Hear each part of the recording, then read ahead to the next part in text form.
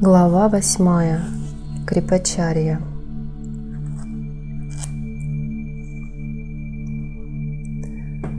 Однажды я шел по леднику, расположенному у Нандачат. Со всех сторон меня обступал туман. Я находился на высоте в 19 тысяч футов, было холодно, промозгло, и волосы мои промокли от тумана. Я был полностью обнаженным, если не считать набедренной повязки. Постоянно налетали резкие порывы ветра, от которых тело мое слегка дрожало. Неожиданно я увидел яркую полосу света, разрывающую туман, а за ней показался человек божественного вида, в желтых одеждах, спускающийся прямо с неба. Он летел навстречу мне очень быстро. Его накидка и волосы развивались на ветру. Он был худым, а роста в нем было около 7 футов. Он приземлился на заснеженной поляне, а потом направился в мою сторону. Сел напротив. И я продолжал изумленно на него смотреть, успев лишь сложить руки перед грудью в знак приветствия.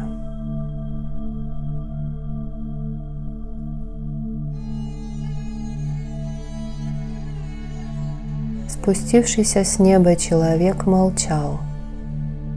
Я лег на спину и стал смотреть на небо. Тогда он спросил меня: «Разве тебя не удивляет мое появление? Что ты смотришь на небо?»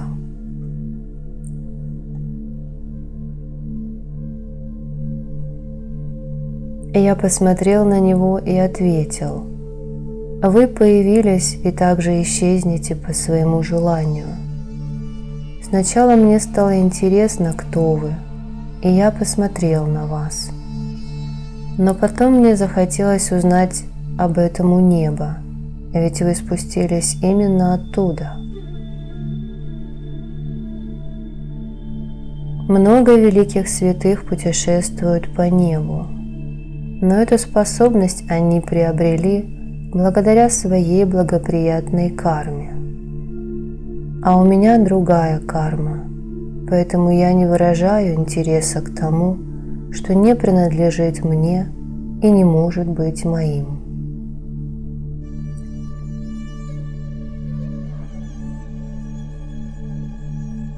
В вашем появлении нет ничего удивительного. Каждый день я вижу сотни божественных созданий, просветленных йогов и гандхарвов, которые путешествуют подобным образом. Я поклоняюсь вам, святой человек, но меня не интересует, как вы появились здесь, потому что ваша карма не имеет ко мне отношения.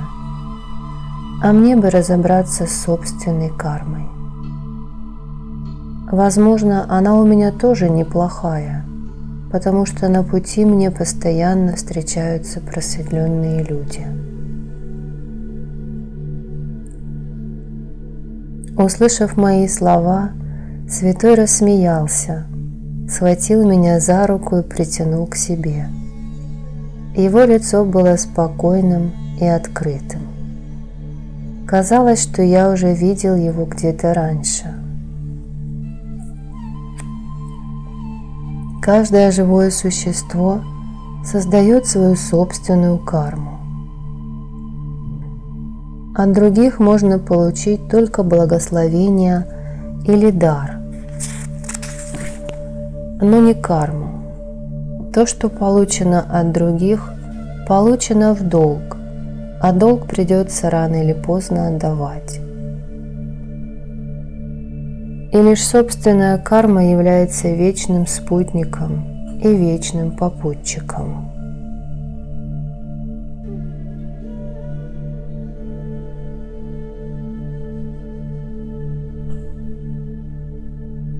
Тот святой человек сказал: «Я Крипачарья. Помнишь Ашватхама, что когда-то познакомил нас? Когда посмотришь на бесконечное представление, которое разворачивается на наших глазах в этом мире, то начинает казаться, что все бессмысленно. Поэтому мы уходим в Гималаи. Ведь чем большей степени освобождения достигнет человек, тем лучше он познает самого себя и может пребывать в самом себе».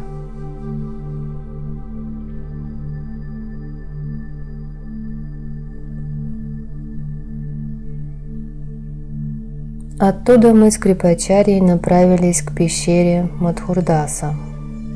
Он рассказывал мне об удивительной личности Господа Кришны, о множестве его ипостасей. Он сказал: Кришну можно назвать особенным человеком, героем, который тем не менее жил среди людей. Познать его истинную сущность невероятно сложно. Он был политиком, богатырем, обманщиком, но при этом был совершенным йогом. Ведь именно из-за него произошла великая битва.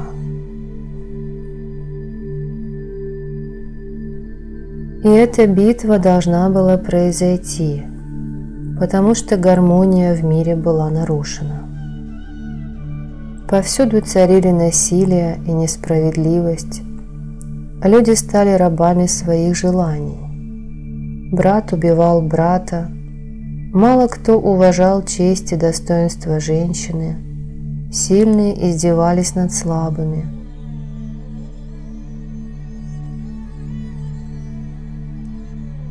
Это сражение было необходимо для сохранения культуры и духовности. Посмотри, как раньше все-таки пытались спасти духовность, а сегодня никаких попыток к этому не предпринимается. А ведь мир снова стоит на пороге новой войны, и в космическом пространстве уже идут к ней приготовления. Капил, ты Адвайт, а я Ачарья. Я очевидец сражений Махабхараты, ты же современный человек. Скажи же своим современникам, чтобы не уничтожали свою древнюю культуру. Духовность – основа культуры и цивилизации. Ведь если человек забывает о собственной культуре и начинает преклоняться перед чужими ценностями, то его родина теряет независимость, так как в этом случае ее мировоззрение формируется чужими идеями. Капил, я наблюдаю за человеческой цивилизацией уже много лет, и культура Индии, нашей Родины, когда-то дарила свет всему миру. Потом много лет была под игом чужеземцев, но теперь все еще хуже, чем прежде. Можно ли назвать людей свободными, если их мировоззрение сформировано чужими идеями? Это явный признак упадка. Человек привык наслаждаться теми благами, что достались ему от прошлой кармы. Но он не думает, что если сегодня он управляет другими людьми, то завтра ему придется увидеть гораздо худшие времена. Возможно, он будет жить в теле животного. Попроси своих современников задуматься, кем индийцы были раньше и что они представляют собой сегодня. Пусть они подумают о завтрашнем дне.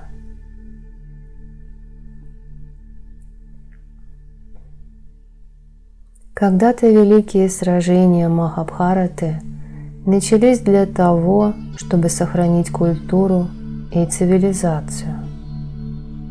Прошло много лет, чужеземцы пришли в нашу страну, а через несколько столетий вновь покинули ее. Но их уход не принес с собой долгожданной свободы, потому что идеи завоевателей остались.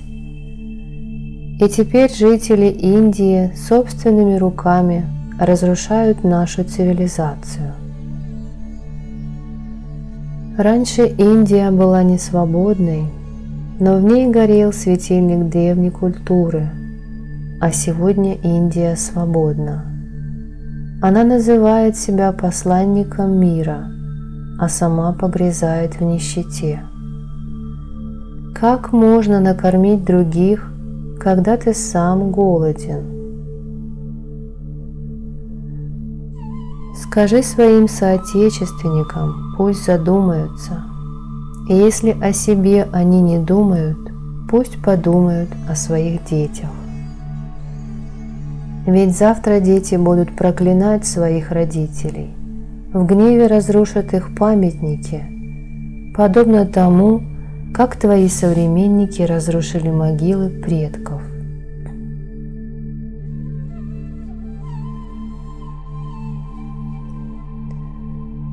Сегодняшние индийцы готовы принести любую жертву во имя прогресса, по уши погрязли в долгах. Сами льют слезы, но желают развеселить других. Чего же хотят они на самом деле?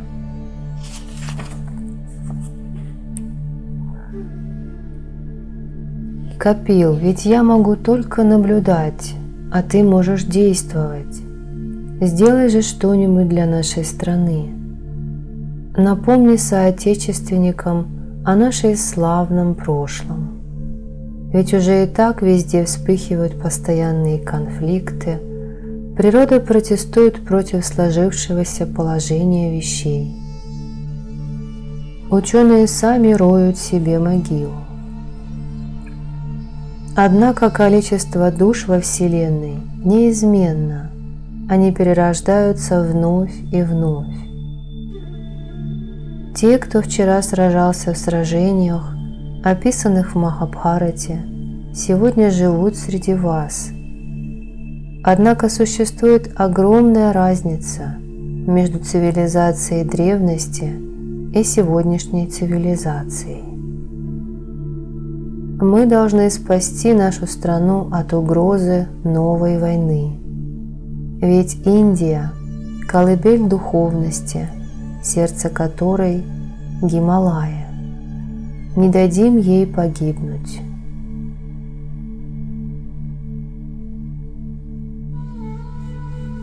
Он продолжал говорить, а мы тем временем спускались по заснеженному склону. Крипачарья Джи продолжал говорить о прошлом и настоящем. Духовность защищает человека. Она выражает себя через национальную культуру. Крипачарья призывал меня изменить ситуацию, но что я мог поделать? Что можно сказать обществу, где каждый человек человеку волк? Можно ли мечтать о справедливом правлении бога Рамы в стране, где он сам не смог жить спокойно, где он был вынужден по ложному навету изгнать свою любимую жену?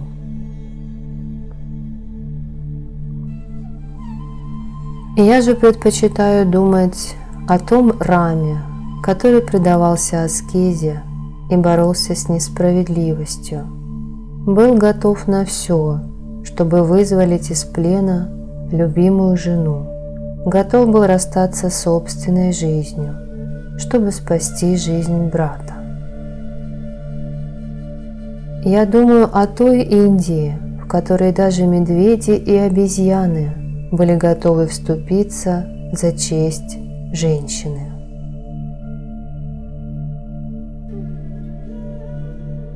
Напоминания о тех славных днях можно встретить только в Гималаях.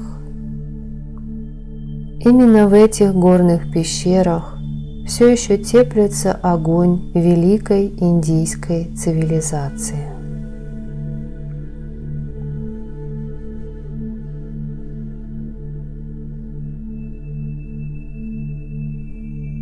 Крипачарья продолжал говорить, а я обдумывал его слова. Мы шли вперед. Некоторое время мы молчали, но неожиданно посмотрели в небо, где наши мысли сливались вместе и создавали мыслительный поток. Он начал, подобно магниту, притягивать к себе все новые и новые мысли. Мы с удивлением наблюдали за происходящим, за тем, как мысли формировали будущую реальность. Наблюдали, как потоки мысли других йогов сливались с нашими мыслительными потоками.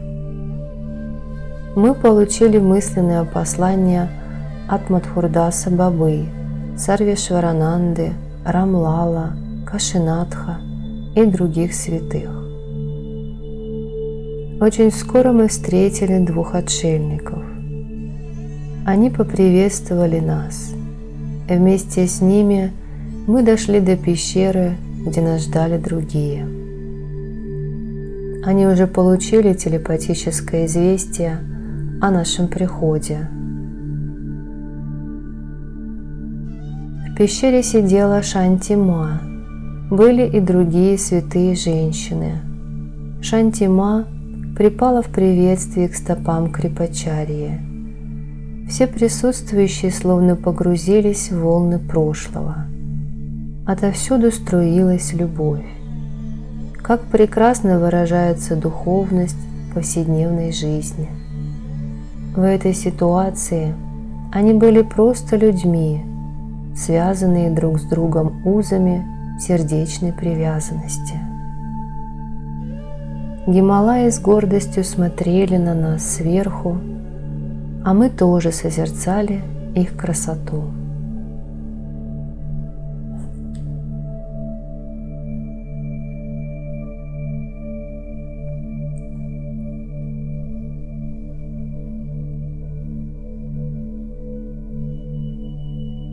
Как только мы расположились в пещере, началась оживленная беседа. Мысли других отшельников отражались от горных вершин и приходили к нам. Таким образом, очень скоро в нашу пещеру пожаловали многие отшельники. Некоторые появились в тонком теле, а уже в пещере создали свое физическое тело. Здесь можно было увидеть самых разных йогов, и тех, кто уже покинул свое физическое тело, и тех, кто странствовал в космическом пространстве, тех, кто жил в воде. Но их духовная родина была здесь, в Гималаях.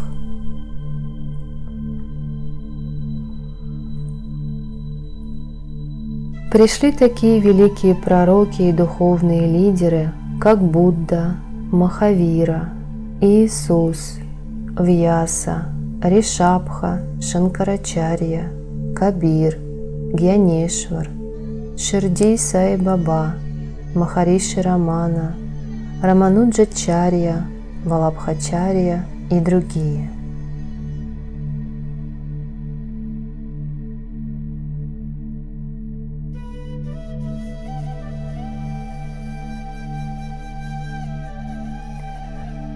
От того, что в этой части Гималаев собралось так много просветленных личностей, вся природа словно ожила. Ручьи зазвенели нежными напевами, в воздухе распространился прекрасный аромат. Стаи птиц летали по небу. После этого появились Баба Горакшанатх, Кальпинатх, Майя, Акхарешвар Бхейравнатх. Наконец, это слияние мыслей завершилось, и атмосфера вокруг успокоилась. Мы же расселись по местам. Мы стали по очереди высказывать свои мысли, а Гималаи тоже что-то говорили нам. Природа улыбалась нам чарующей улыбкой, космос, полный скрытых возможностей, ждал нашего появления. Мир словно остановился.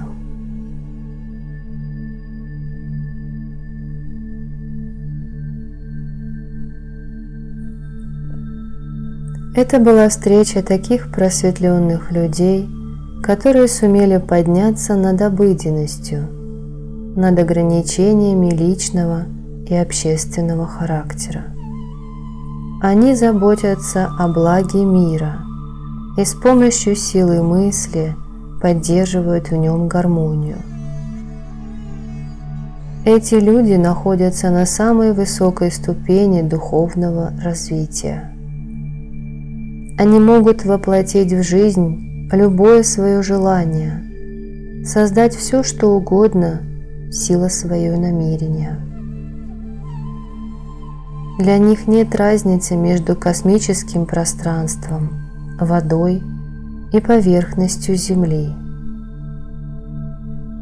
Некоторые из них прилетели с других планет, кто-то появился с морского побережья, но большинство было все-таки жителями Гималаев из самых разных мест.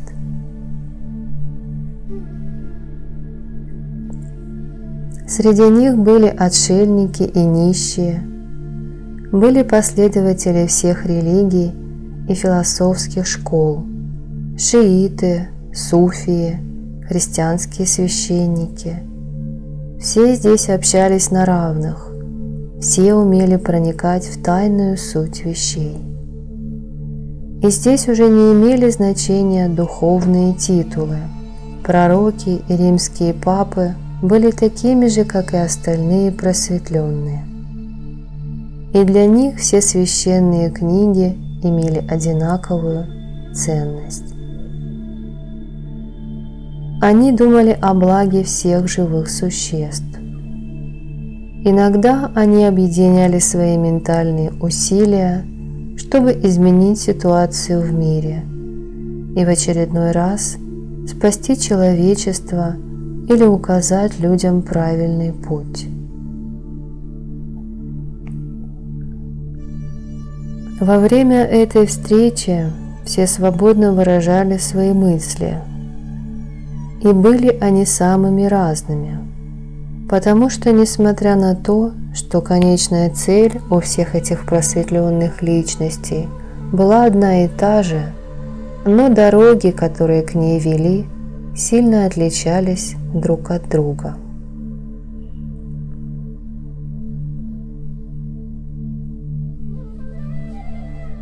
Все поблагодарили Крипачарью за то, что он сумел организовать эту встречу духовных людей.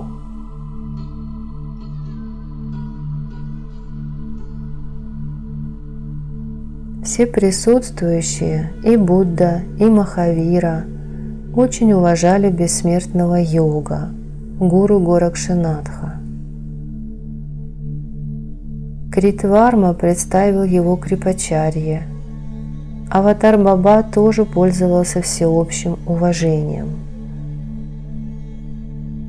Для меня было удивительно видеть такое количество просветленных людей, собравшихся в одном месте. И я поражался тому поразительному потенциалу, что скрыт внутри каждого. Сегодня эти люди достигли поразительных высот духа, но когда-то и они были обычными путниками, такими как я. Когда-то они бродили по лесам, а сегодня по своему желанию бороздят просторы космоса. Когда я увидел этих людей, собравшихся вместе, то сначала был так поражен, что не мог двинуться с места, а потом бросился к Хари-Бабе, Горакшанатху и Аватар-Бабе, прикоснулся к их ногам в почтительном жесте. Потом поприветствовал и остальных. Баба Горакшанатх заглянул мне в глаза, а потом, улыбаясь, сказал: «Вода должна постоянно течь, не застаиваться, подобно тому, как течет ручей. Нельзя ее искусственно останавливать». Современный мир остановился, и повсеместно возникла проблема загрязнения. Это происходит потому, что в современном мире все за человека стали делать машины. Человек перестал пользоваться своим интеллектом. Он создал все эти механизмы, но теперь его же собственные детища стали причиной его деградации. Ценность машин возрастает, а ценность человеческой жизни падает. Поэтому люди занялись ожесточенным уничтожением друг друга и наращиванием гонки вооружений.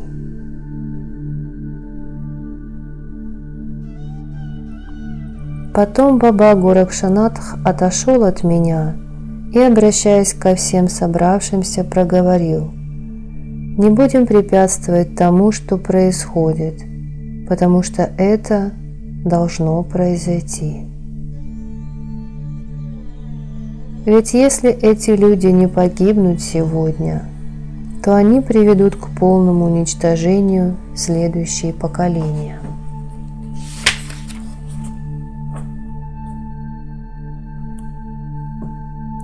Все современные исследования осуществляются во имя прогресса. Но кажется, что люди делают все возможное, чтобы уничтожение мира стало неизбежным и в настоящем, и в будущем.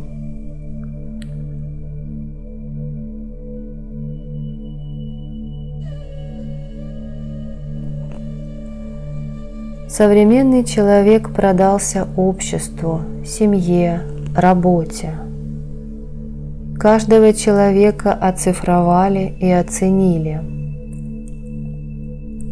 Таким образом, человек стал рабом собственной кармы.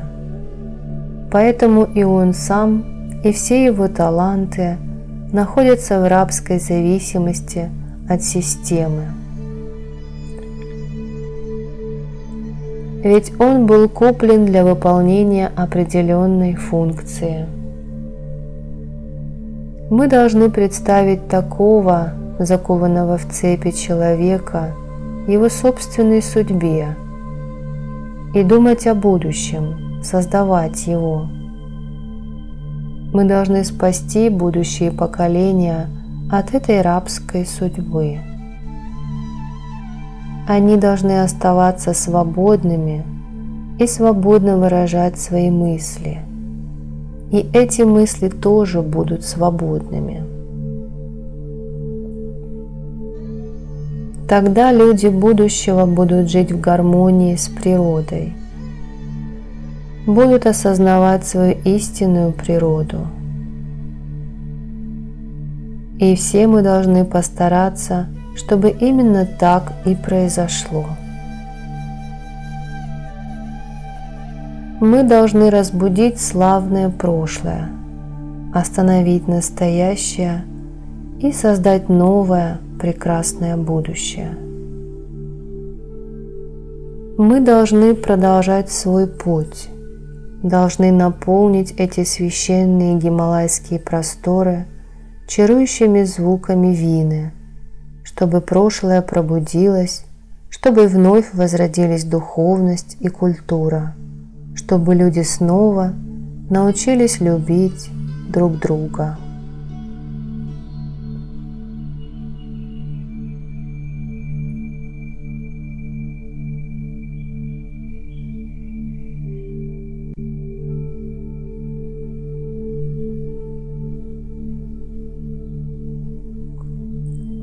Но мы не должны взваливать на людей груз собственных мыслей и убеждений, а наоборот, необходимо приучить людей мыслить самостоятельно, свободно выражать собственные мысли и убеждения, чтобы они могли прожить свою собственную жизнь, а не взятую в долг. Эта жизнь будет подобна течению реки, которая течет спокойно и радостно к определенной цели.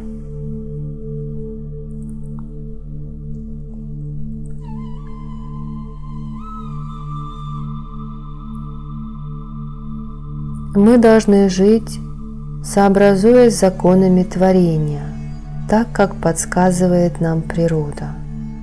Каждый человек стремится к высотам духа, стремится стать совершенным человеком. Пусть человек задумается, где находится цель его путешествия. Сможет ли он развить свои таланты и достичь совершенства там, куда он направляется? Ведь он направляется в общество, в мир людей, который существует по своим законам. А эти законы со всех сторон накладывают на человека ограничения, загоняют его в рамки религии, национальности, общинных и кастовых предрассудков. Разница заключается только в том, что с течением времени культура и законы меняются, но их ограничивающая суть остается неизменной.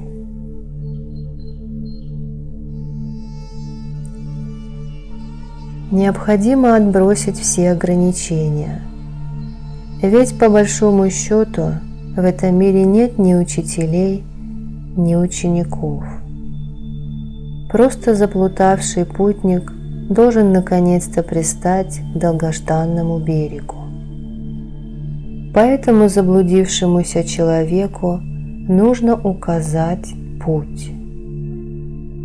Если же человек уже идет, следуя своим собственным путем, то ему не нужно мешать, пусть он будет свободным.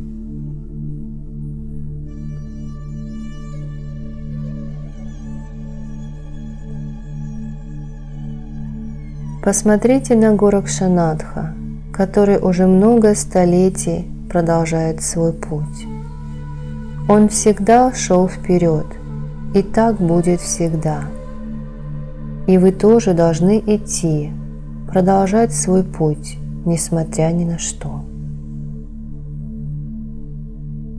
Продолжайте идти, пока вы не сумеете пробудить общество.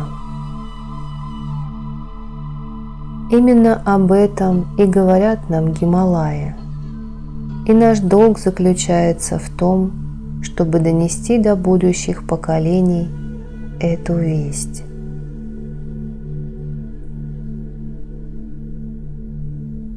Пусть будущие поколения окунутся в эту живительную влагу, в эту божественную Гангу, чтобы их жизнь стала прекрасной. Давайте все вместе создавать это прекрасное будущее. И не будем обращать внимание на то, что происходит сегодня.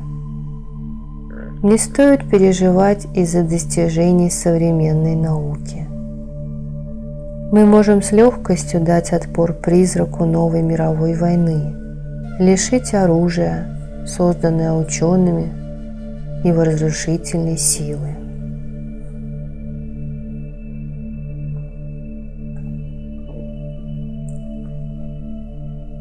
Пусть в настоящем проявится то, что уже создано на тонком плане, но дальнейшего разрушения мы не допустим. Ведь современная наука уже перешла от изучения исключительно физического мира к изучению тонкого мира. Скоро ученые выйдут на контакт с неземными цивилизациями, познакомятся с обитателями таких планет, как Марс, Юпитер, Венера, с народом Лампонг, что обитает в Гималаях, и тогда будущие поколения сумеют превзойти своих предшественников. Мы не должны беспокоиться о настоящем, не должны забывать о прошлом, но должны создавать то будущее, которое хотим видеть.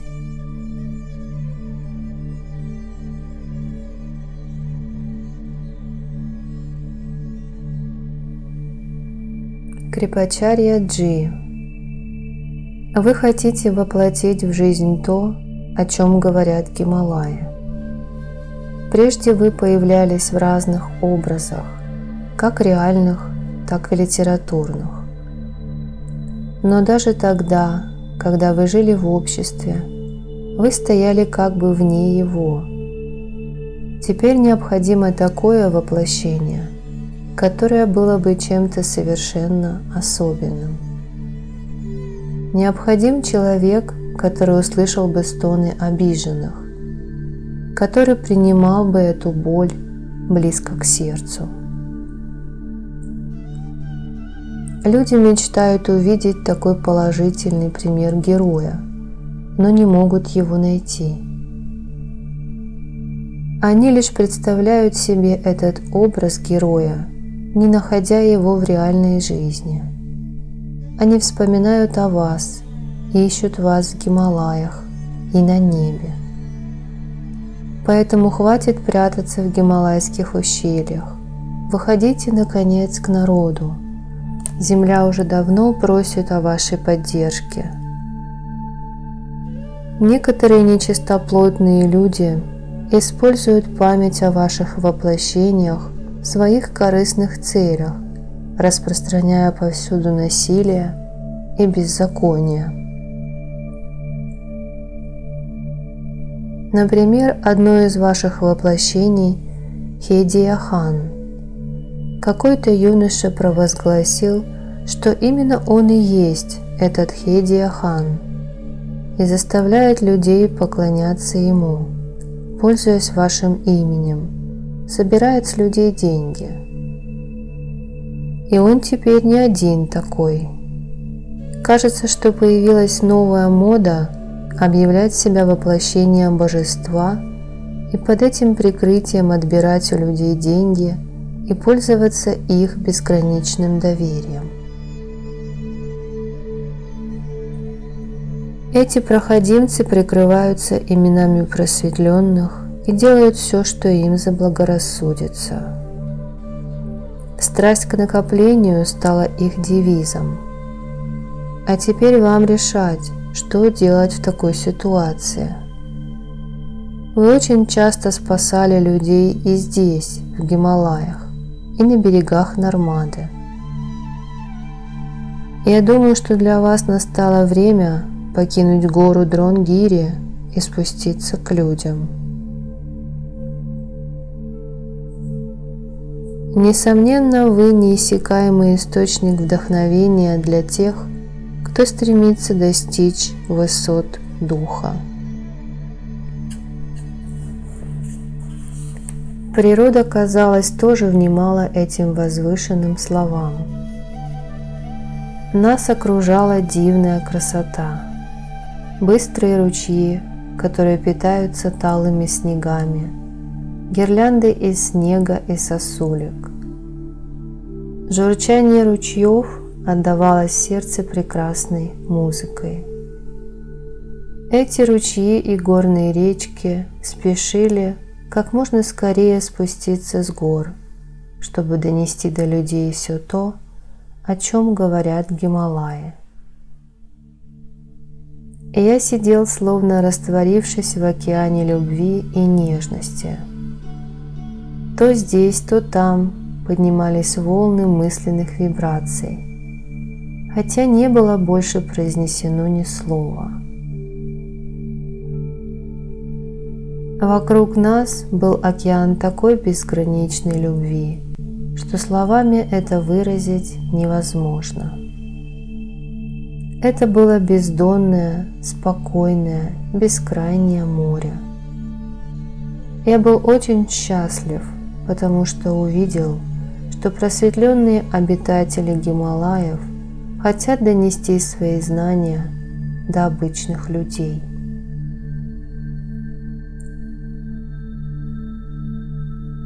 Ведь для этого им достаточно всего лишь сформировать соответствующий мысленный поток.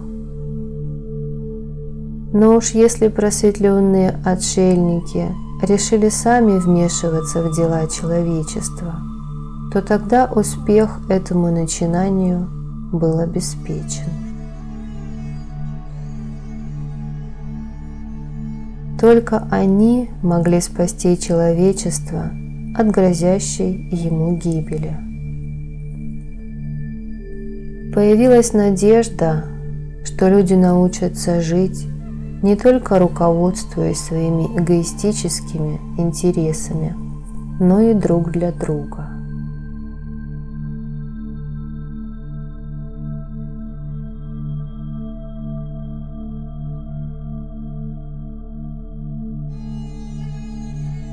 Для меня был новостью тот факт, что Крипачарья и Махаватар Баба – это один и тот же человек.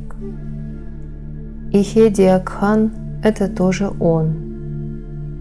Он также был участником тех кровавых событий, что были описаны в Махабхарате, помогая Ашватхаме. Крипачарья путешествовал по миру, скрываясь под самыми разными именами. Я посмотрел на Горакшанатха. Он улыбался такой нежной улыбкой, что казалось, на его губах сейчас расцветет лотос.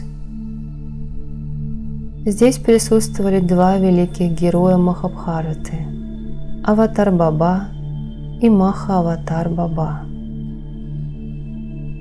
Здесь была и другая участница тех событий – Шанти Ма.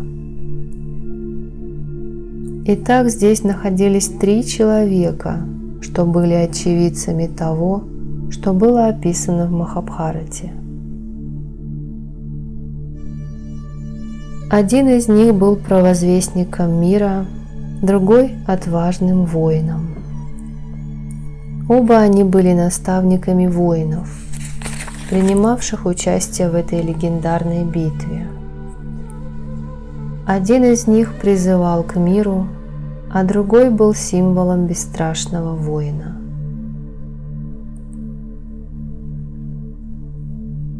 Они даже перед Господом Кришной произносили проповедь, потому что хотели предотвратить то великое сражение. Потом Маха-Аватар отправился на поле битвы, а Шанти Ма лишилась своего статуса счастливой замужней женщины. И вот сейчас Крипачарья появляется в образе Маха-Аватара или Хедия Хана, чтобы что-то дать людям. Один из этих героев Махабхараты мечтал полностью очистить землю от кшатриев, а другой стал их предводителем. Оба поклонялись богу Рудре, и оба были противниками Кришны. Хотя они и выступали с братьями Пандавами, и поэтому Кришна был на их стороне, но они не осознавали скрытого смысла той политики, что проводил Кришна, и противились ей. А сегодня они погружались в сознание Кришны с полной самоотдачей. Ашватхама и сегодня поклоняется Рудре и делает это, живя среди аборигенов, среди бхилов.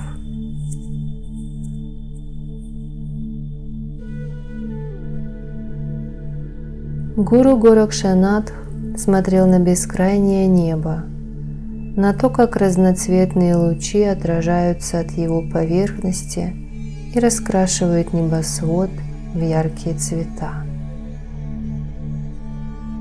От его тела исходил необыкновенно приятный аромат, который распространялся во все стороны.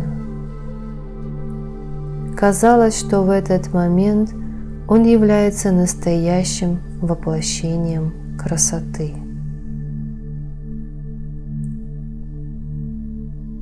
На его лице не было никаких признаков старости.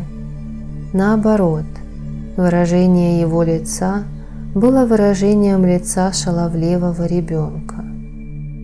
Но он этого не замечал. Он размышлял о благе человечества. Его волосы были растрепаны, а капельки растаявшего снега сияли на его теле и волосах, подобно драгоценностям. Его нельзя назвать было слишком высоким, но и низкорослым он не был. Брови его были нахмурены, и от него исходило удивительное сияние. Его взгляд был устремлен в глубины космоса. От его лица словно бы исходили тысячи потоков света, и такие же встречные потоки он притягивал к себе из космоса. Это был обмен энергиями. Казалось, что само небо склоняется к ногам этого великого человека. Он сохранял безмолвие. Он расширял атом до безграничности, а безграничность соединял в крошечном атоме. Потом он медленно опустился на землю, а затем и вовсе лег на ледяную глыбу. И процесс, который происходил всего несколько мгновений назад, неожиданно остановился. Небо застыло в бездействии. Казалось, что Гималаи дрожат, и эта дрожь становилась все сильнее и сильнее. Но когда великий йог открыл глаза, то все это неистовство прекратилось и превратилось в роскошный цветок, который растворился в Горакшанатхе.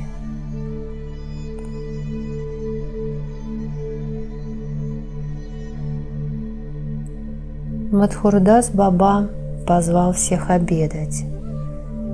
Шанти Ма вместе с Сурьей и Яшодой Ма позаботились о том, чтобы все было готово. Все молчали. Теперь уже никто не хотел произносить ни слова. Все разделили друг с другом трапезу, а после еды все разошлись по своим делам. Природа тут же откликнулась на происходящее. И если в момент встречи святых вся природа пребывала в гармонии, то сейчас она выражала невольную грусть. Изменилась мелодия журчащих ручьев. На горные склоны опустился густой туман. Оставались еще Баба Мадхурдас, Шанти Ма, Сима Ма и Яшода Ма.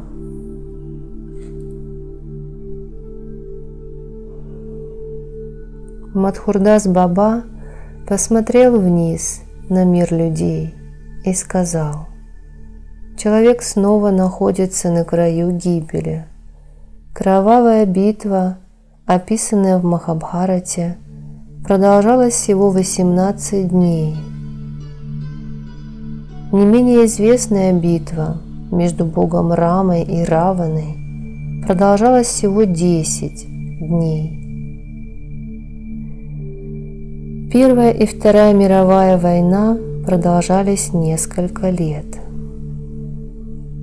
Однако что будет теперь, если разразится новая война? Даже страшно представить.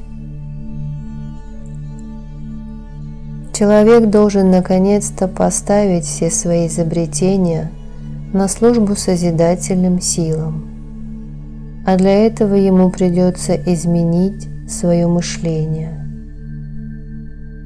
А вы можете сделать это с легкостью. Сегодня среди людей нет Рамы, нет Кришны, нет Иисуса, Будды, Махавиры. Однако их бесценные мысли остались с нами.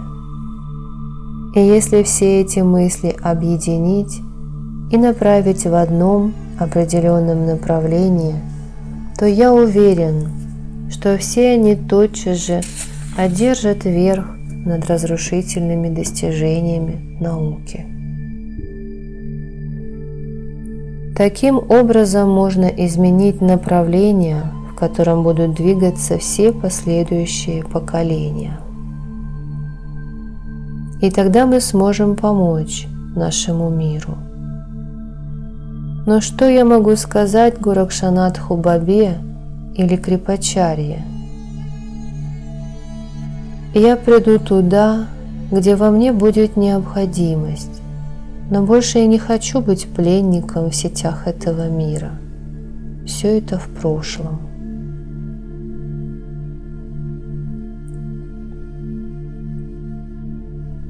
Баба Горакшанатх, Крипачарья, Аватар Баба, Хари Баба, Шантима, Сурья и Яшодама пришли в пещеру Пиндари.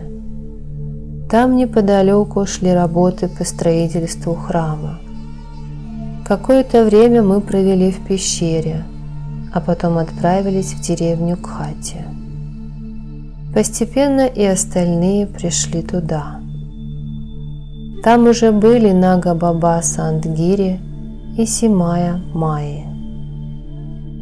Они приняли участие в организованной мной ягье, посвященной Шиве и Шакти, а после этого разошлись кто куда.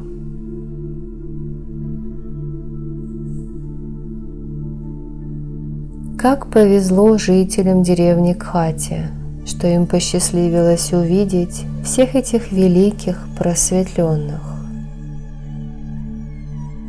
В моей хижине остановились Махаватар Баба и Аватар Баба. В охотничьем домике расположились женщины. В проведении ягьи мне помогали Горакшанатх Баба и Нага Баба. Хари Баба и Нага Баба организовали для всех еду. Эти дни были поистине прекрасными. Иногда несколько дней подряд шел снег. Такое происходит нечасто. Все жители Кхати до сих пор помнят те дни, что великие отшельники провели там. До этого в этой деревне никогда не было богатого урожая, но после описанных событий земля стала щедро одаривать поселян. После этой памятной ягьи деревня стала богатой и процветающей.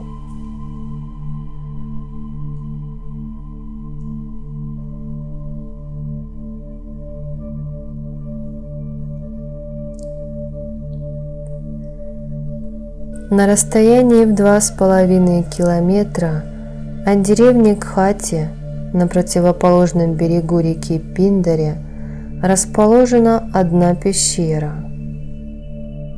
Задолго до этих событий и памятной яги в Кхате я постоянно видел двух отшельников.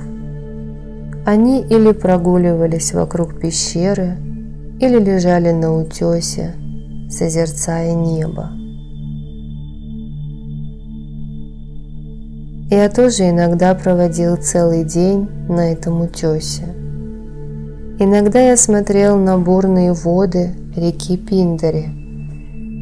Иногда созерцал отшельников, что прогуливались по берегу реки. И если я видел, что они уже расположились на этом утесе, то шел дальше и не мешал им. Я не пытался познакомиться с ними, и они тоже не делали подобных попыток. В Гималаях подобное часто случается. Мы видим друг друга, но не делаем попыток сблизиться. Местные жители знали этих отшельников.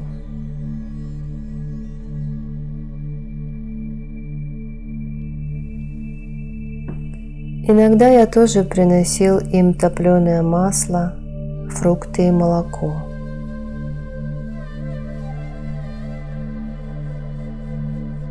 Однажды я сидел в своей хижине. Время было около полуночи. И вдруг оба этих отшельника зашли в мою хижину.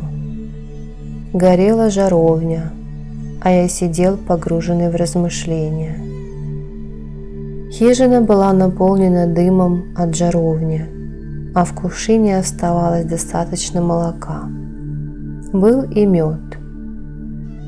Из этих двух отшельников я узнал о Вадхут Бабу или Никхилананда Джи, который часто жил неподалеку от Мустанг Буктинатх. До этого я встречал его несколько раз. Он был одним из известных гималайских отшельников. Был здесь и Махаватар Баба, с которым я до этого не был знаком, хотя и видел его несколько раз.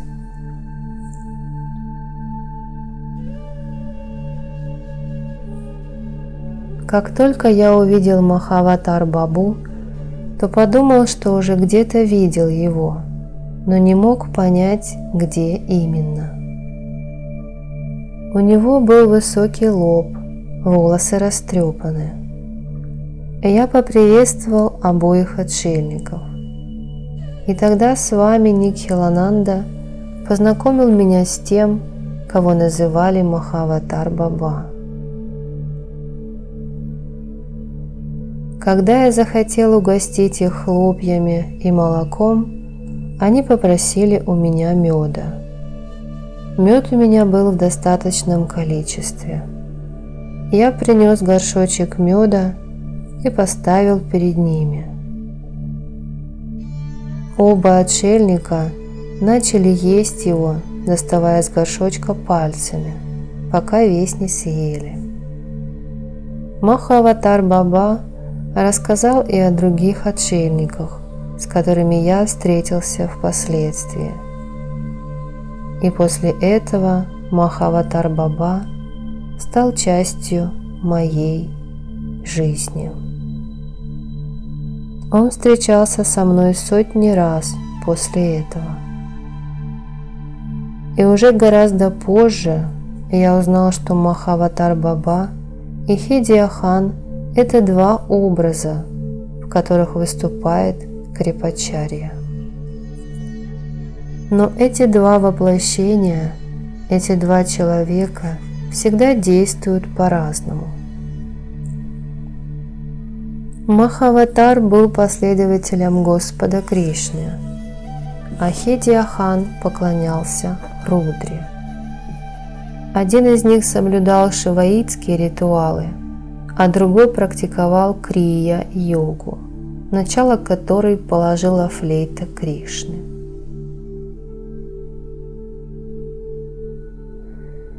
Это были два просветленных йога.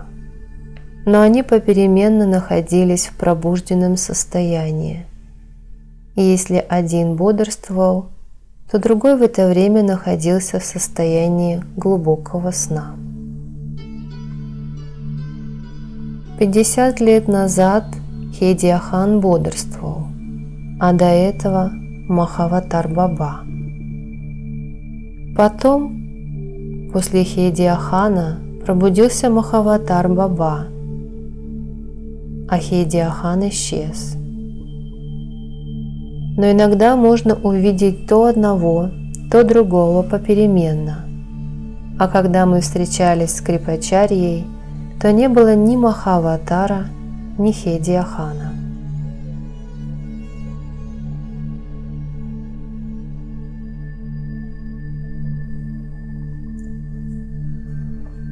После того, как два просветленных йога выпили молока и поели меда, они ушли. На следующий день, когда я вернулся в пещеру, то увидел, что там уже были Сарвешварананда и Махаватар. Никхилананды-джи с ними не было. Неподалеку от Пиндари в пещере находились тела двух отшельников. Они сидели погруженные в состояние самадхи. Я пытался вспомнить, кто они, но у меня не получилось. Я видел их в этом состоянии уже 7 лет. Теперь я часто, по примеру Махаватар Бабы, убирался в этой пещере вокруг отшельников. Я не пытался узнать у Махаватар Бабы, кто они такие, потому что он считал, что мне этого знать не обязательно. В той деревне были старики, которые утверждали, что эти йоги находятся в состоянии самадхи уже столько лет, сколько они себя помнят. И это означало, что отшельники находились в состоянии самадхи уже несколько столетий.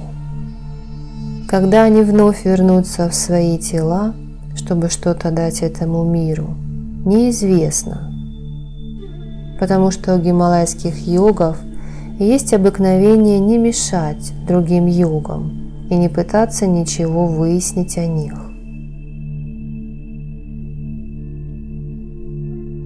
И если случай представится, то мы узнаем, кто они такие.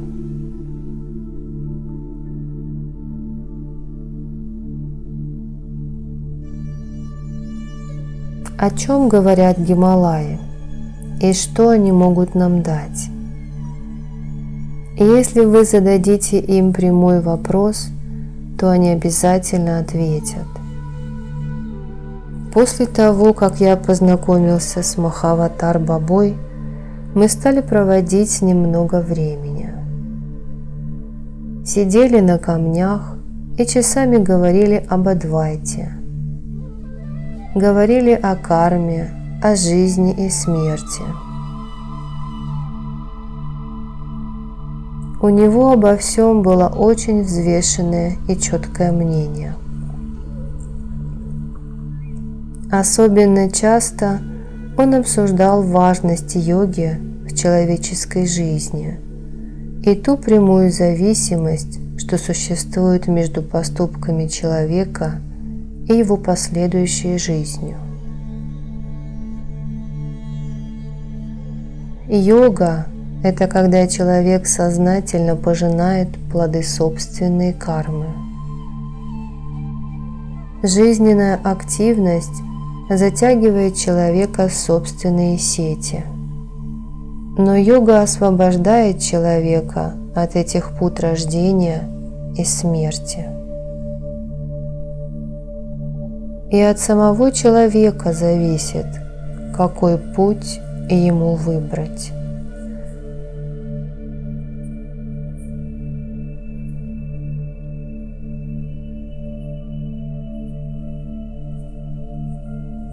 Махаватар Баба часто появляется на Кумбх-Меле. Он постоянно путешествует, а в штате Уттараханд люди хорошо его знают. Живет он и на берегах реки Нармады.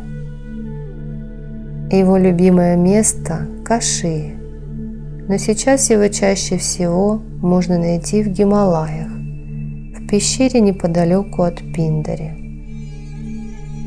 Его пещера очень большая. В 1981 году я проник внутрь этой пещеры, о которой слагаются легенды. Внутри я увидел, что там нет ничего похожего на Золотой дворец, о котором ходит так много слухов. Но сама по себе эта пещера необычна. Когда я обсуждал эту пещеру с Махаватар Бабой, то он мне говорил: ничего удивительного в этих слухах нет. Наши современники привыкли ассоциировать божественное начало с образом неисчерпаемых богатств, золотом и драгоценными камнями. Поэтому и говорят, что эта пещера полна сокровищ. И люди приписывают нам привязанность к этим вещам, которые в сущности ничего не стоят. А если люди не знают доподлинно о каком-то месте, то начинают слагать о нем легенды. Согласен, наши чувства могут быть драгоценными, но что нам пользы от тех сокровищ? И неужели они думают, что человек, который и вовсе обходится без одежды, будет жить в Золотом дворце? Люди вечно придумывают что-то странное.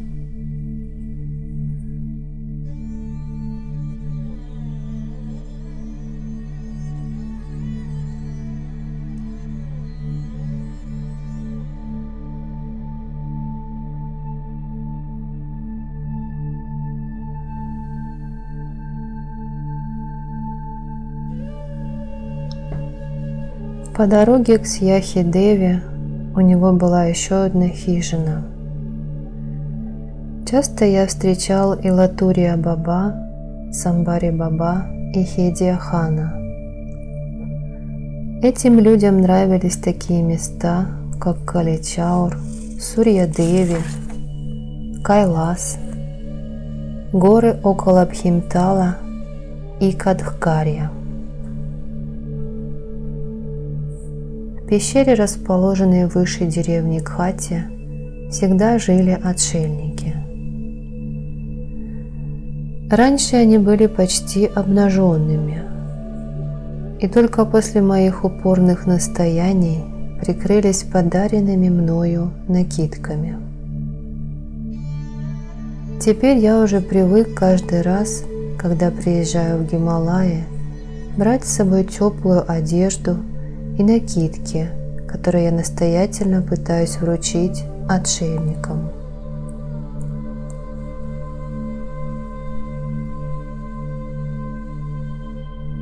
Часто люди говорят, что йога – это очень сложно, и точно так же считают, что встретить отшельников в Гималаях нелегко, что невозможно стать такими, как они. Но на самом деле это неправда. Ведь то, что мы в этом воплощении родились в теле человека, говорит о многом. Это ни с чем не сравнимая благоприятная возможность. Если бы наша карма была настолько плохой, мы бы с вами не родились в теле человека.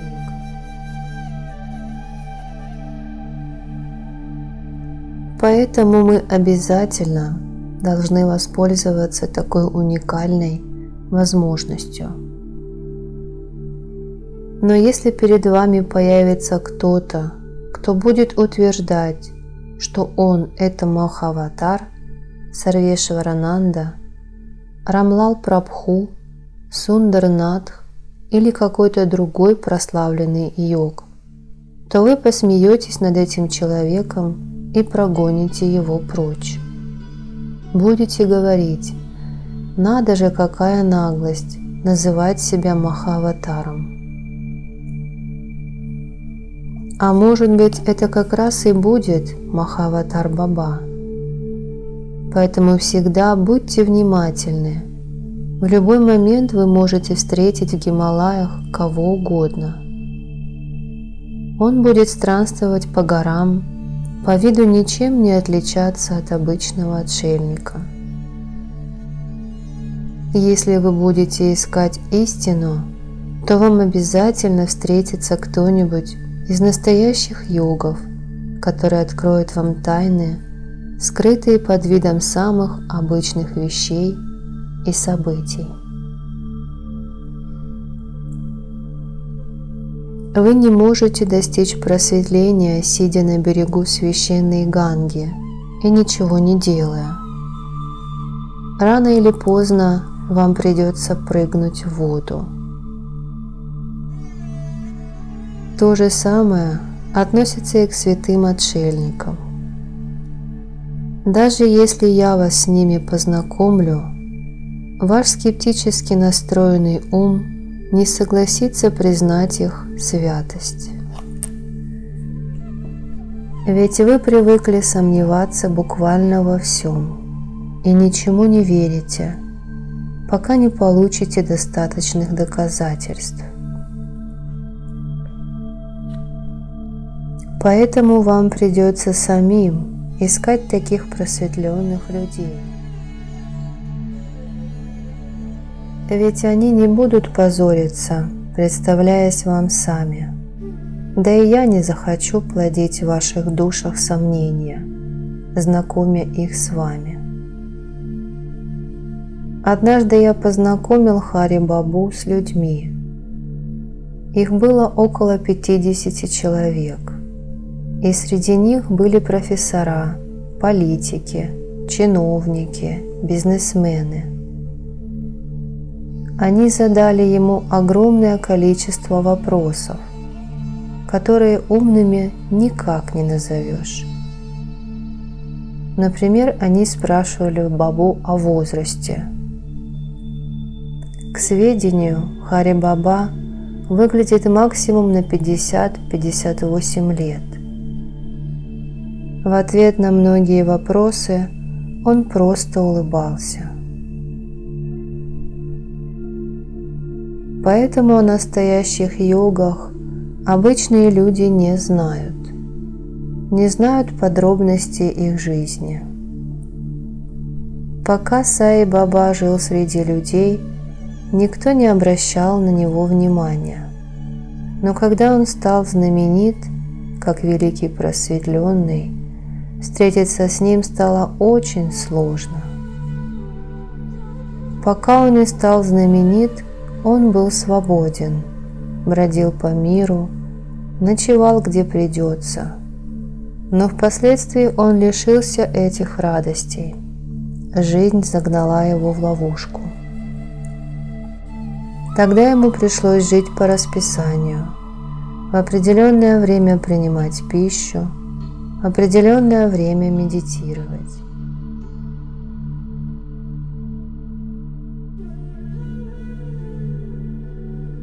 Прежде он принадлежал всему миру, а теперь стал принадлежать только избранным людям.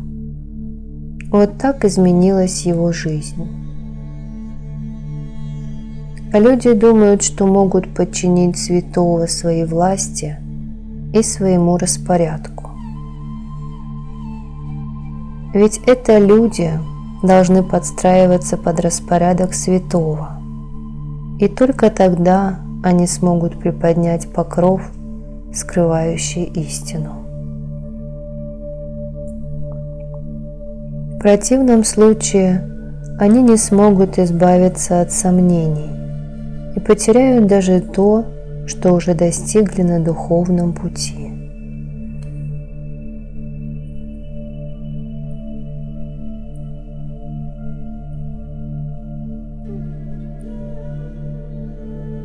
На Кумбх-Меле я провел некоторое время с Махаватар-бабой и Ганда-бабой. Тогда некоторые другие люди издевались над нами, изрыгали проклятия и ругательства. Но ведь жизнь не каждую секунду дает нам возможность доказать свою правоту. А этим людям обязательно нужны доказательства. Подумали лучше бы о том, что в этом мире им ничего не принадлежит. Даже свой характер они позаимствовали у других. У них нет ничего своего, а их жизнь наполнена сомнениями и страхом. И если бы они могли пробудиться хотя бы на секунду и посеять в своей душе семя надежды, то сразу бы увидели, как изменится их жизнь. Для поисков истины необходимо уединение, и если во время таких поисков человек будет находиться в Гималаях, то они обязательно расскажут ему о тайнах природы.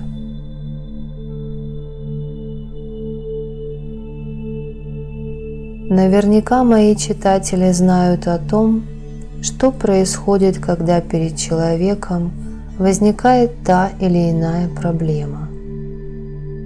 Как быстро появляются непрошенные советчики. И если люди выражают мнение, которое отличается от его собственного, то он будет стоять на своем до конца, из пустого упрямства, даже если его идеи полностью противоречат истине.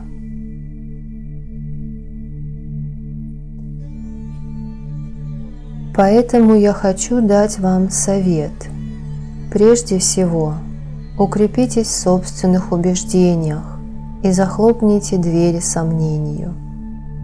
Тогда вы сможете продвигаться вперед, сможете развиваться, сможете приблизиться к истине. Теперь вы уже поняли, что Крипачарья – это Махаватар-баба, это Хедия-хан. И если вы встретите кого-либо из них, то не сомневайтесь ни на минуту.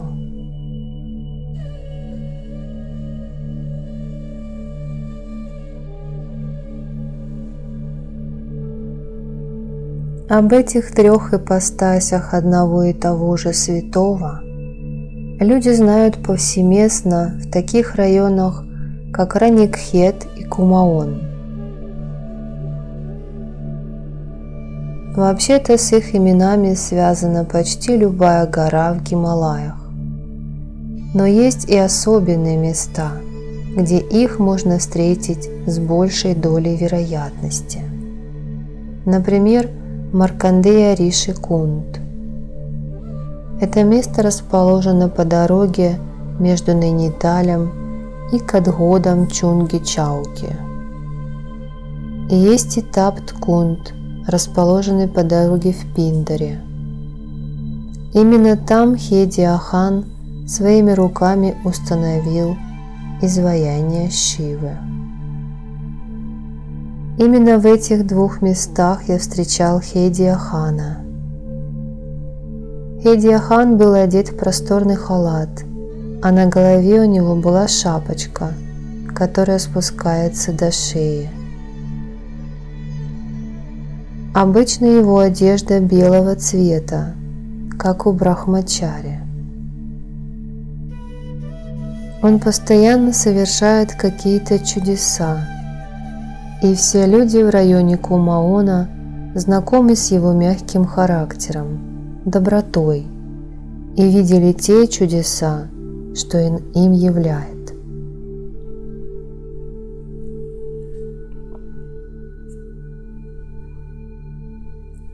И иногда он сидит среди своих последователей в Хальдване и за считанные минуты переносится оттуда в Харидвар вместе с ними. потом они совершают омовение в Ганге и возвращаются обратно. Иногда он останавливается в монастырях и храмах, у своих приверженцев или в пещерах. Тысячи домов в районе Альморы, Нейниталя, Питхаургарха наполнились святостью благодаря его присутствию. Иногда он останавливается в чьем-либо доме на несколько месяцев, а иной раз он превращается в корову и спокойно пасется на лугу.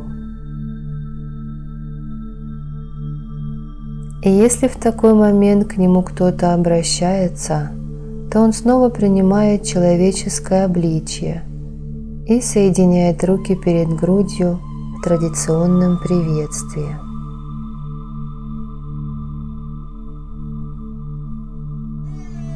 Он выбрал Махендра Бабу выразителем своих мыслей, но Махендра Баба уже ушел из этого мира.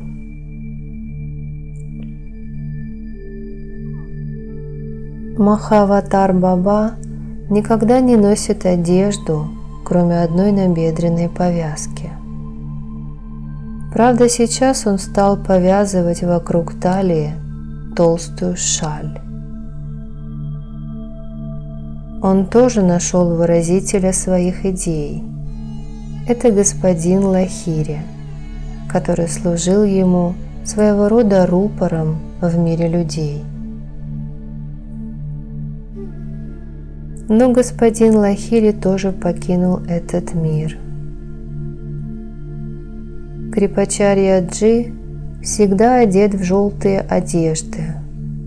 Иногда его можно увидеть воочию, и тогда у него на голове можно разглядеть большой тюрбан золотистого цвета, дхоти, который спускается до колен, и накидку.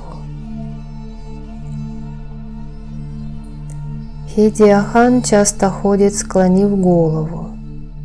Мне он всегда говорит, чтобы я поскорее уходил.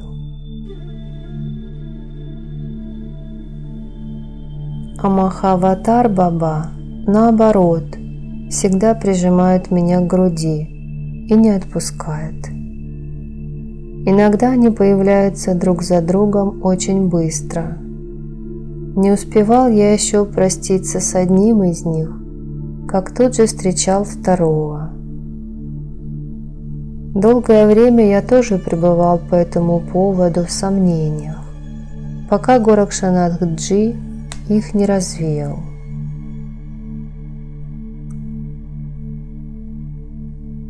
Всего через несколько дней после ухода этих махатм в пещеру, которая находится неподалеку от Пиндари, пожаловали Ашватхама и Крипачарья-джи.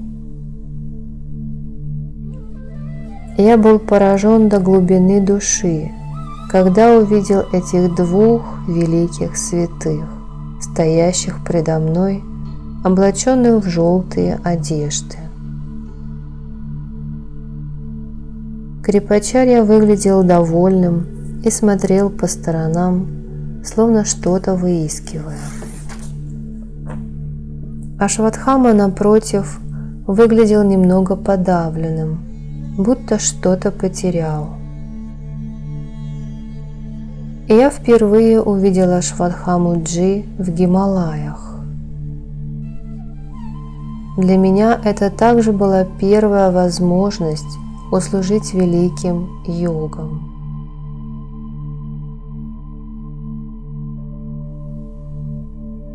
Я всегда мечтала о случае услужить Ашватхаме, когда мы были вместе с ним в Сульпанешваре.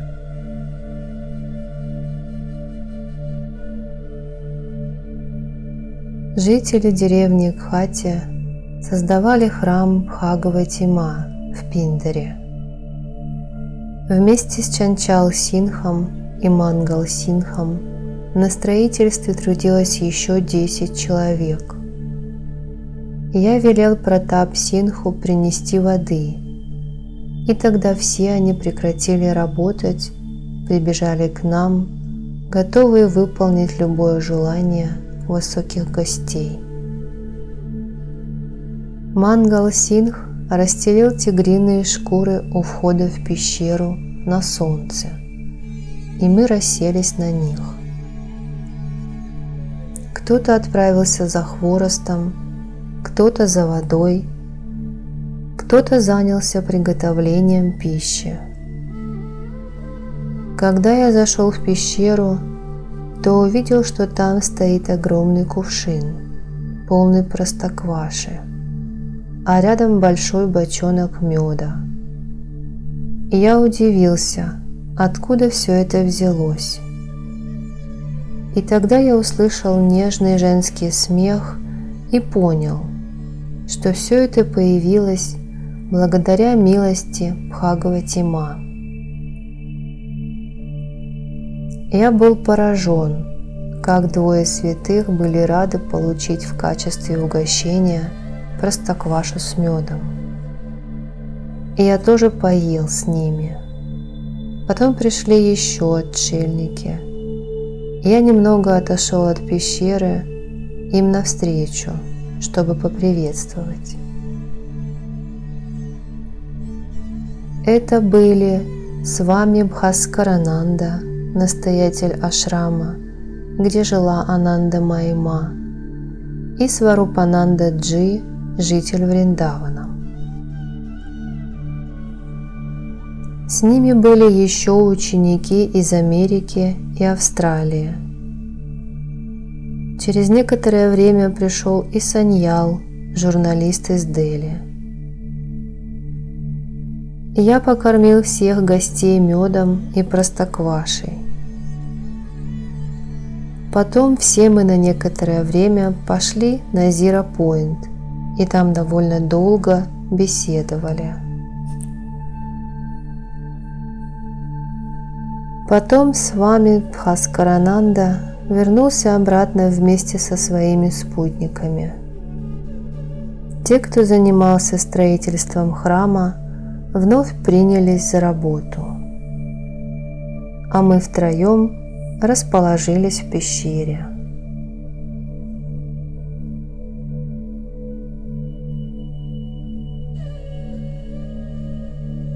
Холодные порывы ветра заставляли дрожать, но солнечные лучи согревали.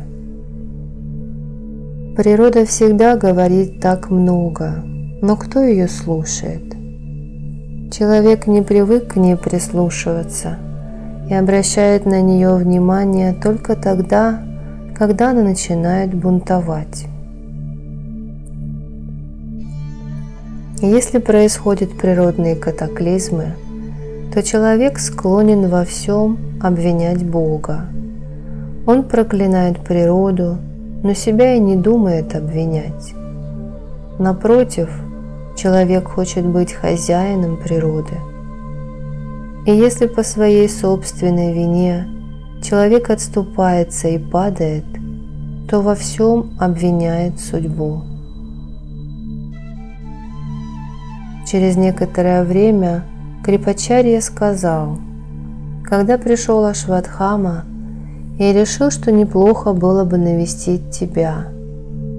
Ведь Горакшанатх Баба уже рассказал тебе обо мне, а об Ашватхаме Джи ты и так знаешь довольно много».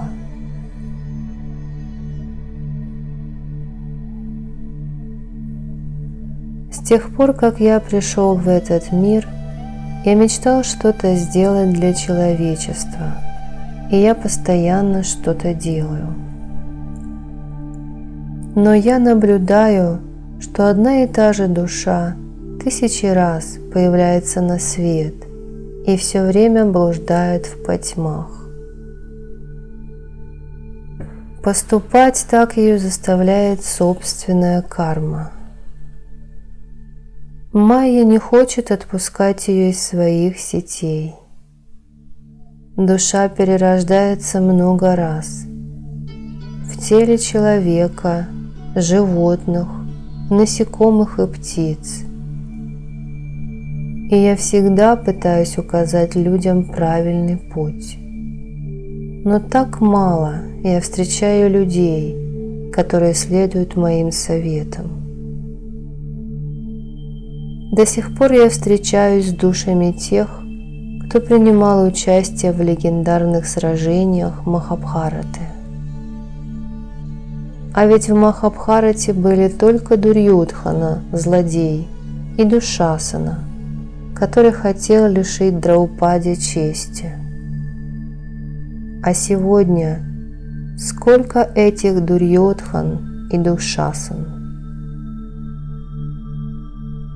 В этом произведении описан лишь один великий политик и дипломат – Кришна. А сегодня в нашей стране политиков не сосчитать.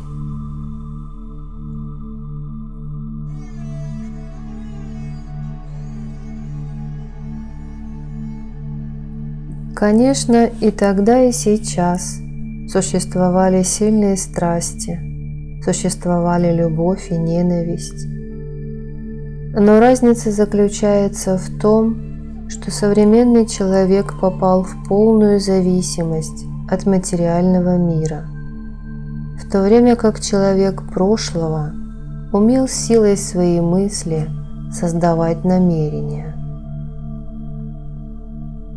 Люди прошлого следовали своей клятве до последнего вздоха. А современные люди меняют свои убеждения в мгновение ока. Люди остались теми же, но их мышление изменилось. В прошлом люди мыслили свободно, а сейчас они мыслят как рабы. Мне тоже приходится идти в ногу со временем, вникать во все изменения, что произошли за эти годы. Ведь иначе я не смогу понять людей и помочь им. Именно поэтому люди знают меня как Махаватар Бабу или Хедия Хана. Я же Крипачарья, и об этом знают только самые близкие мне люди, такие как Ашватхама, Аватар Баба или Шанти Ма.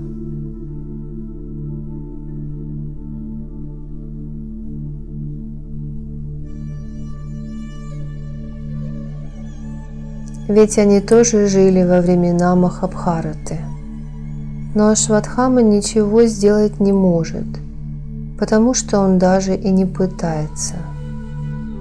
Он нисколько не изменился с течением времени. Он не хочет использовать свой ум, живет среди аборигенов. Возможно, в те времена, когда Арджуна со слепой верой выполнял все то, что говорил ему Кришна, это было правильным способом поведения. Но сейчас никак нельзя забывать о том, что человек наделен умом. Ашватхама даже не пытается избавиться от прошлого проклятия. А если человек ничего не делает, то и результата не будет. Что посеешь, то и пожнешь.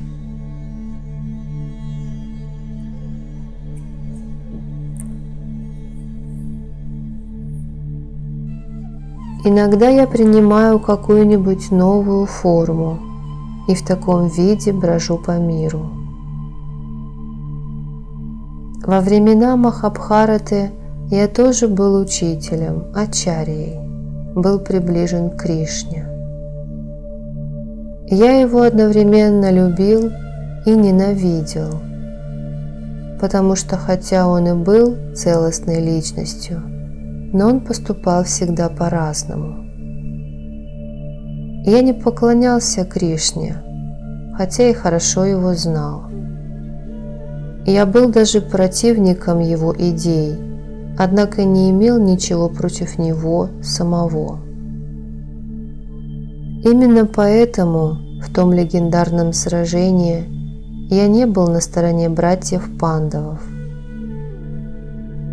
А потом произошло то великое сражение, которое произошло именно из-за Кришны.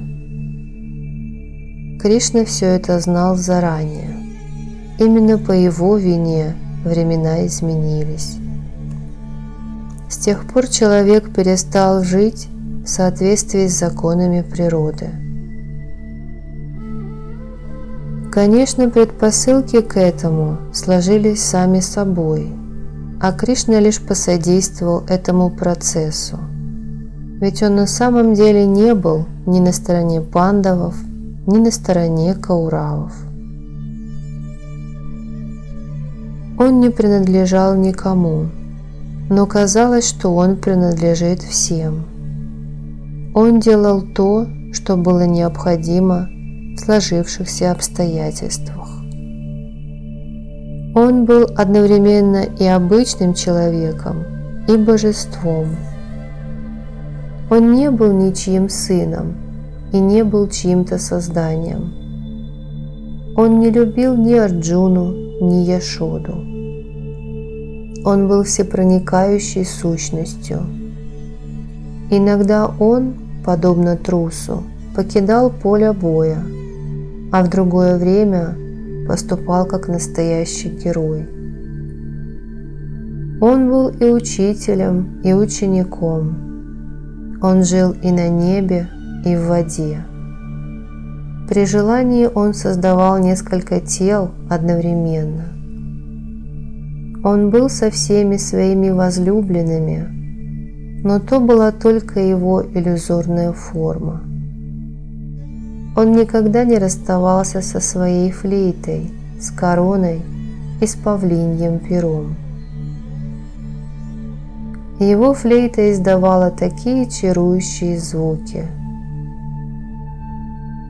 Сказать по правде, я не был врагом Кришны, но он сам делал меня своим противником. Все происходило так, как хотел Кришна, потому что именно в этом заключалась его задача.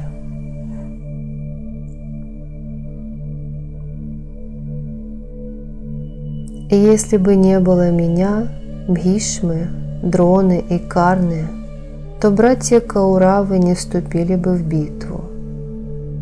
И если бы не было Кришны, то братья Пандавы тоже не стали бы сражаться. Но на самом деле Кришна провоцировал обе стороны.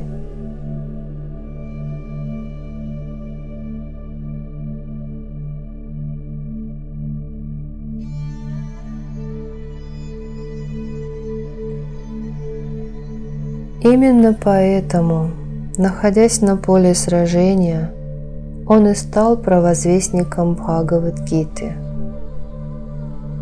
И если бы он захотел, то отступил бы Арджуна, а вместе с ним и вся армия пандавов.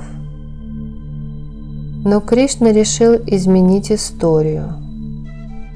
Когда великая битва закончилась, то тогда Кришна и стал тем Господом Кришной, которого мы знаем. И люди начали ему поклоняться. И если бы не было Кришны, то время текло бы по-прежнему. Поэтому мы не забываем о Кришне до сих пор.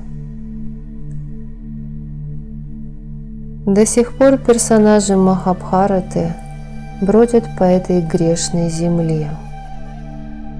И я тоже хожу по этому миру, помогаю людям, показываю им путь к просветлению. Сегодня мир вновь стоит на пороге такого же кризиса, который был во времена Махабхараты. Ценность человеческой жизни невероятно снизилась, а ценность машин и разных механизмов возросла.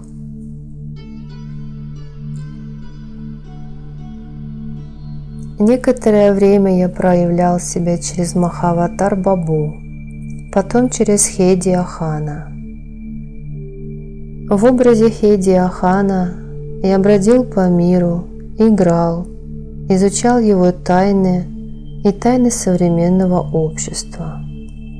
А вместе с Латурия Бабой и Самвари Бабой ходил на Кайлас и в Бадринат.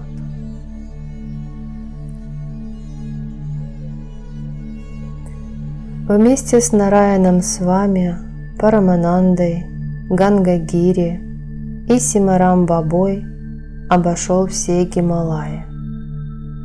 Я часто обходил всю страну, а потом опять возвращался в Гималаи и пытался вдохновить других йогов на то, чтобы они сделали что-нибудь для нашей страны.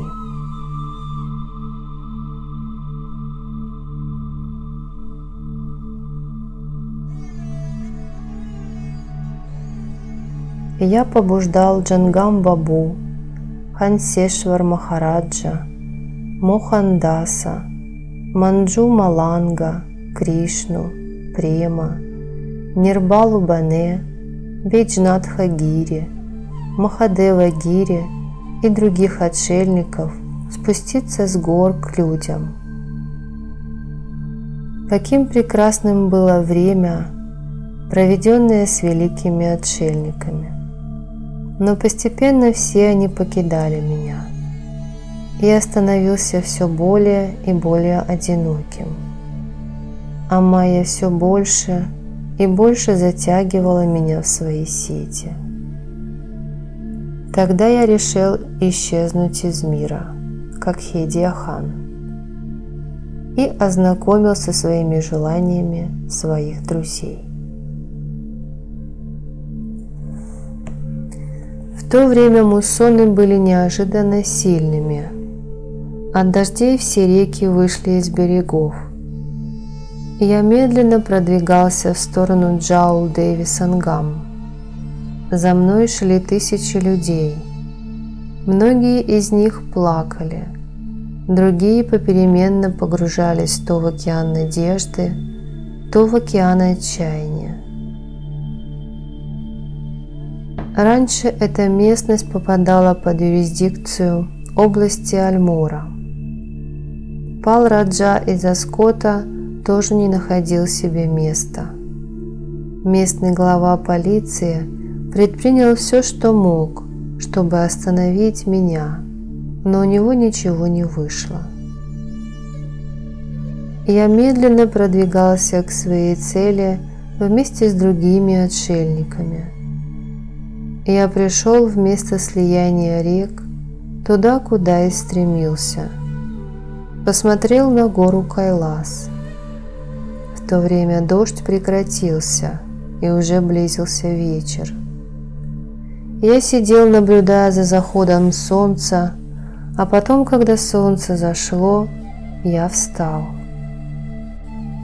Поднялись на ноги и все остальные люди, которые были со мной. Все плакали, особенно женщины, а я спокойно отправился к тому месту, где собирался погрузиться в самадхи под водой. Я шел все дальше и дальше, а бездонные воды реки смыкались у меня за спиной, пока, наконец, я совсем не скрылся из вида. И я находился в месте слияния рек. Оттуда река Кали-Ганга подхватила меня и понесла. Перед лицом широкой общественности мое физическое тело было унесено рекой, и я находился в сознании. Постепенно наступала ночь. Река принесла меня в Панчешвар.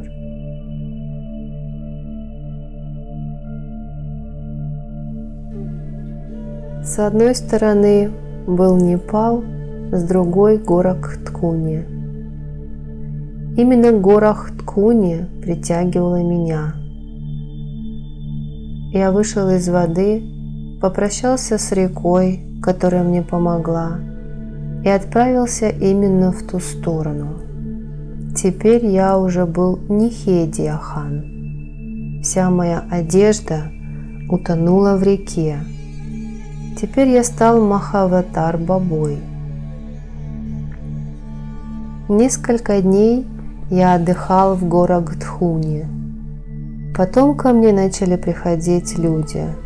Тогда я ушел оттуда и направился на гору Дронагири, где у меня была пещера, и именно там погрузился в самадхи.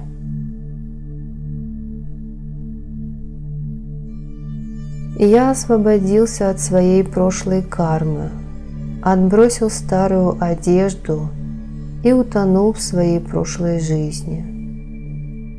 Когда это произошло, Хедия-хан все еще был жив.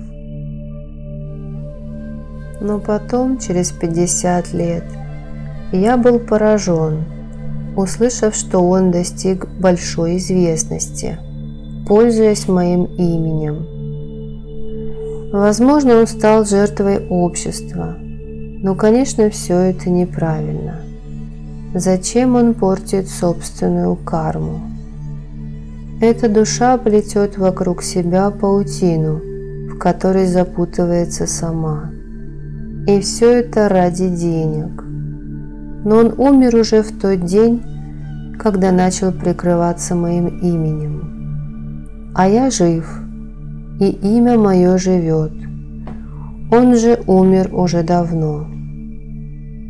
Он, конечно, получит временную радость, но однажды он уйдет, и останется настоящий Хедия-хан, тот, что был и раньше, тот, кто есть сейчас, и останется в будущем.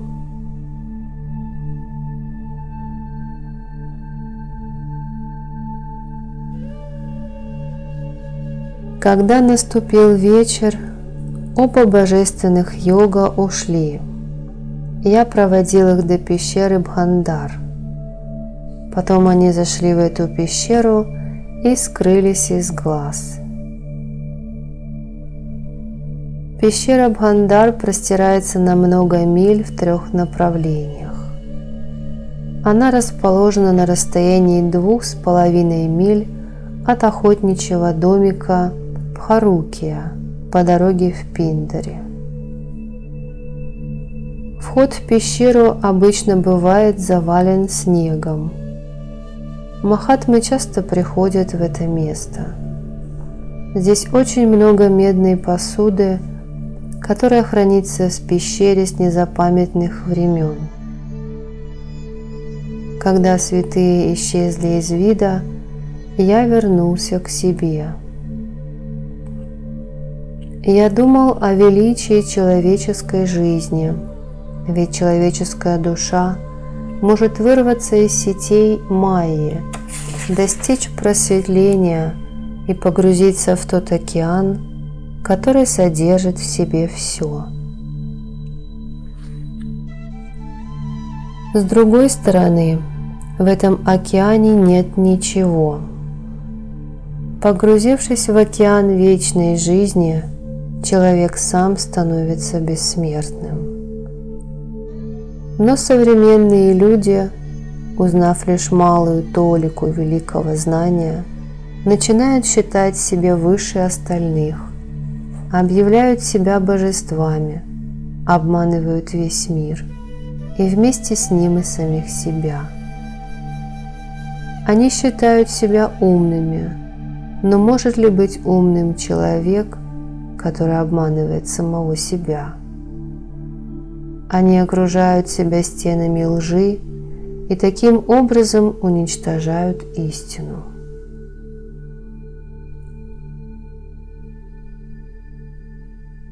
Человек теряет все, когда вовлекает себя в погоню за материальными ценностями, за роскошью и достатком.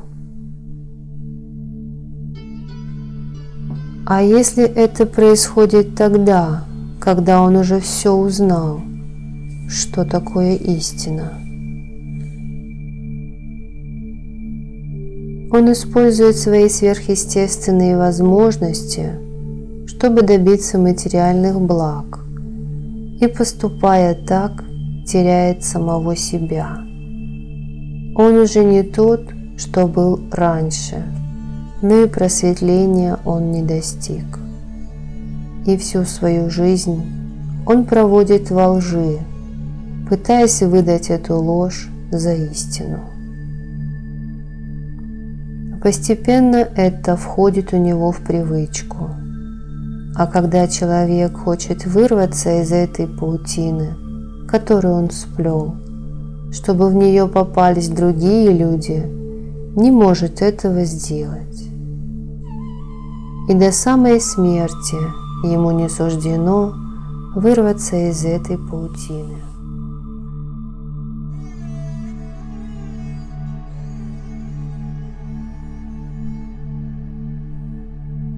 Когда смерть постучится в дверь такого человека, то что он ей ответит? Тот, кто прикрывался одеждами духовности, провозглашал себя Богом, удивлял людей чудесами. Неужели он надеется обмануть смерть так же, как он до этого обманывал окружающих его людей?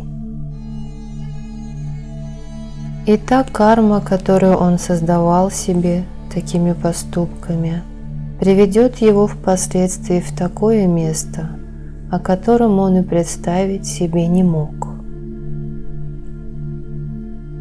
Обычный человек не может быть аватаром божества, потому что он находится в сетях жизни и смерти. Ведь человек – это путник, он не может стать Богом.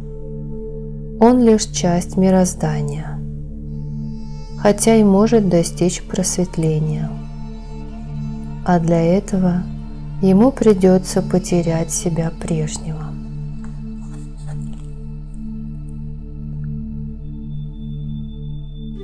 Все чудеса и сверхъестественные способности проявляются через физическое тело. Каждый человек обладает такими потенциальными возможностями, что он может материализовать себя в нескольких физических телах, может путешествовать в космосе, может жить в воде или под землей. Это возможно при условии, что он овладел контролем над своим телом. Можно ли такое назвать божественным чудом? Ведь это не имеет никакого отношения к Богу, а имеет отношение к сверхъестественным способностям человека. Поэтому нельзя утверждать, что человек, который обладает сверхъестественными способностями, превращается в Бога. Сверхъестественные способности – это признак незаурядного человека. Перед своим уходом Крипачарья описал некоторых персонажей, которые стали известными в современном мире. Потом сказал: в конце концов, человек сталкивается с тем, что не хочет получить ни при каких условиях. Он сталкивается со смертью.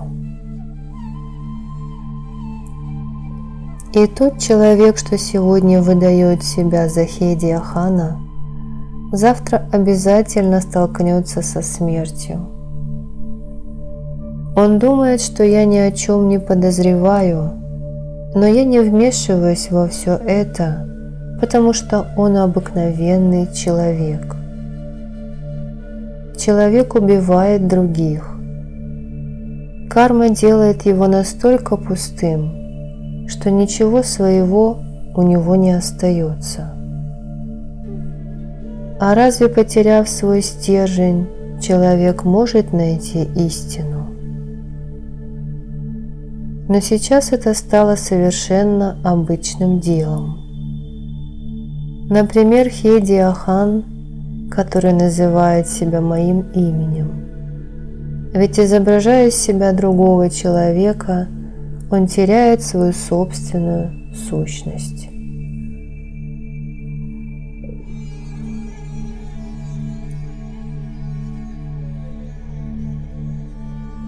Он может возразить, что если человек изображает из себя Будду, то однажды станет подобным Будде. И если он изображает из себя Раму, то однажды станет подобным Раме. Он станет существом, достойным поклонения. Однако однажды такой человек забудет, кто он такой на самом деле. И если кто-то хочет поддерживать мою жизнь, убив самого себя, то зачем мне возражать? Однако он, продавший свою жизнь за деньги, умрет однажды, потому что его на самом деле никогда и не было. Я же буду жить вечно. Я не хочу никого обвинять. Это вина нашего общества, которое непременно хочет поставить кого-нибудь на пьедестал. Это пережитки прошлого, но пусть все идет, как идет. Ведь такой порядок так или иначе охраняет религию и духовность.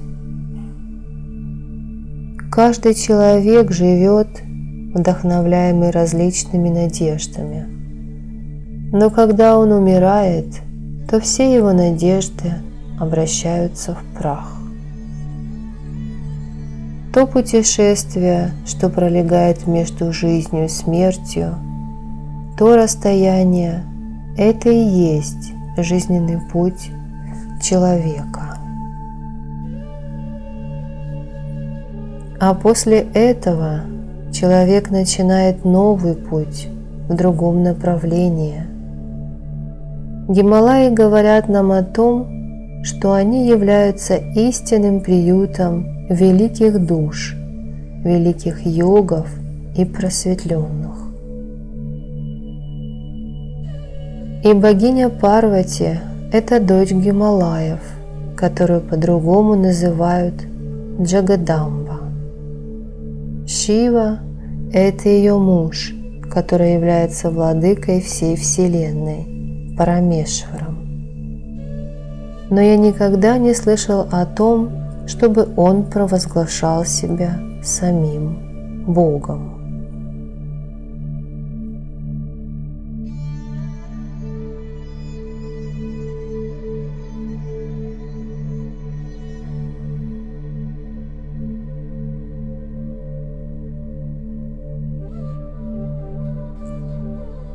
Глава 9.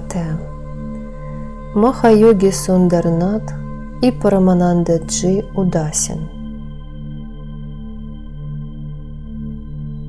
Уже много столетий Бадринатх является местом, где живут великие йоги, риши и муни.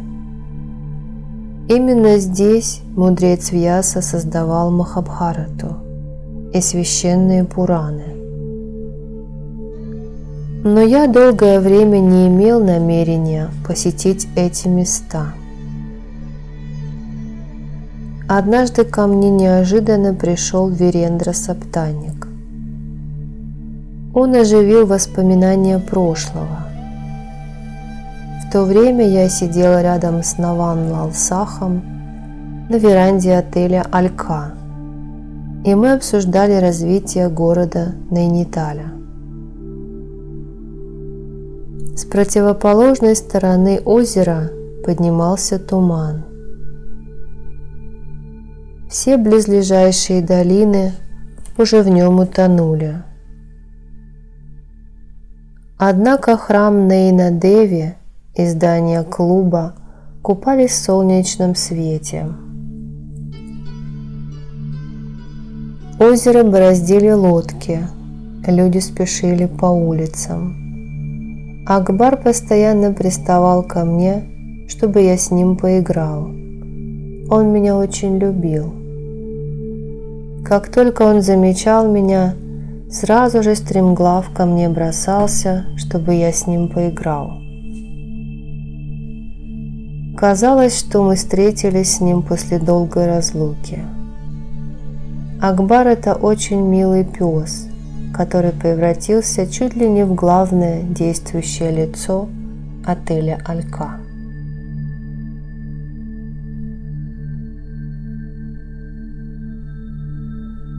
Он сидел на специально для него сделанном мягком возвышении, напоминающем трон, и присматривал за порядком.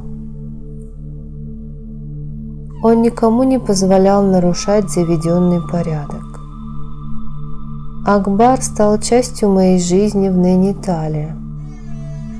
Он всегда гулял вместе со мной, а когда его со мной не было, я чувствовал, что мне чего-то не хватает. Туристы всегда обсуждали его, потому что если он сидел, то он сидел так неподвижно, что казался статуей, которую вырезал из камня какой-то скульптор. Он совсем не двигался и не подавал голоса. Для меня и для Навина он был как любимая игрушка. Акбар поприветствовал Вирендру, потому что уже видел его раньше. Вирендра направился прямо в мою комнату, а его жена стала пристально на меня смотреть. Перед ее мысленным взором начали возникать картинки прошлого. Человек часто хочет забыть свое прошлое, но ему это не удается. И тогда ему кажется, что и с другими людьми происходит то же самое. Навин Лал Сах все время хотел что-то у меня спросить, а на лице Сарасвати можно было прочитать подобные же вопросы. Примерно о том же самом думали Калавати и Нирмала Кхетвал. Я делал вид, что не замечаю их чувств, и демонстративно играл с Акбаром. Потом Навин встал, чтобы заняться организационными делами, а его место занял Суреш Адвани. Я продолжал играть с Акбаром. Тогда вернулся Вирендра. Он очень скромный и отзывчивый человек, несмотря на то, что его всегда благословляла богиня богатства Лакшми, и он всегда жил в роскоши. На минуту я полностью погрузился в собственные мысли и спросил у гор, укутанных в туманную дымку: «Вы сумели забыть о прошлом?» Горы ответили: «Мы вынесли испытания прошлого и готовимся к будущим испытаниям. Люди меняются, но мы стоим непоколебимо». Да, горы – это действительно воплощение мужества и стойкости. Неожиданно я вернулся к действительности. Как раз в этот момент начался дождь. Мы встали и направились в столовую. Все задрожали от порывов сильного ветра.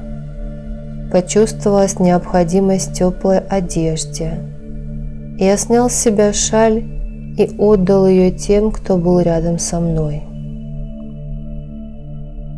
Казалось, прошлое незримо присутствует среди нас. Потом пришел Банке Лал-Шах вместе с Пхану и Лалланом. На их лицах была написана вся история их жизни. «Как дела?» – спросили они и заулыбались, а потом сели в сторонке. Здесь был и Гуду. Все сидели вместе, а за окном шел проливной дождь.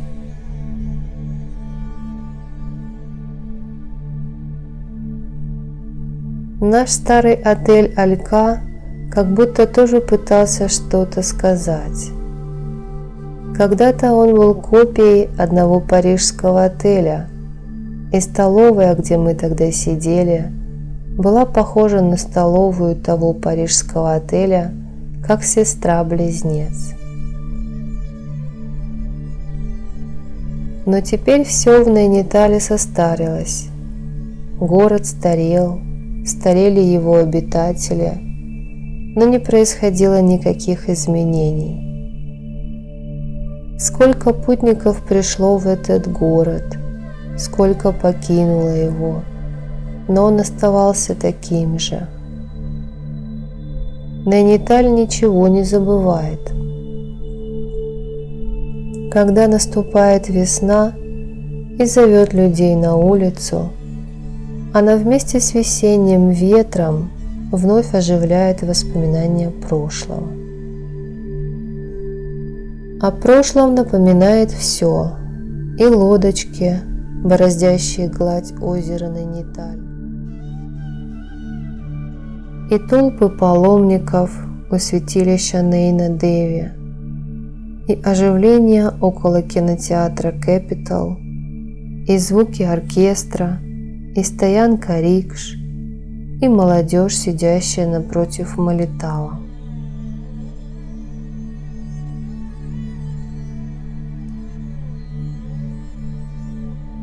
Лакшми тихо спросила о яблоневом саду, и я ей тихо ответил, что яблоневый сад нисколько и не изменился. Изменился только я сам, изменилось мое мышление, мой стиль жизни. Казалось бы, и улица прежняя, и вот он я, такой же, как и раньше. Но улица всегда на своем месте, и я же вечный путник.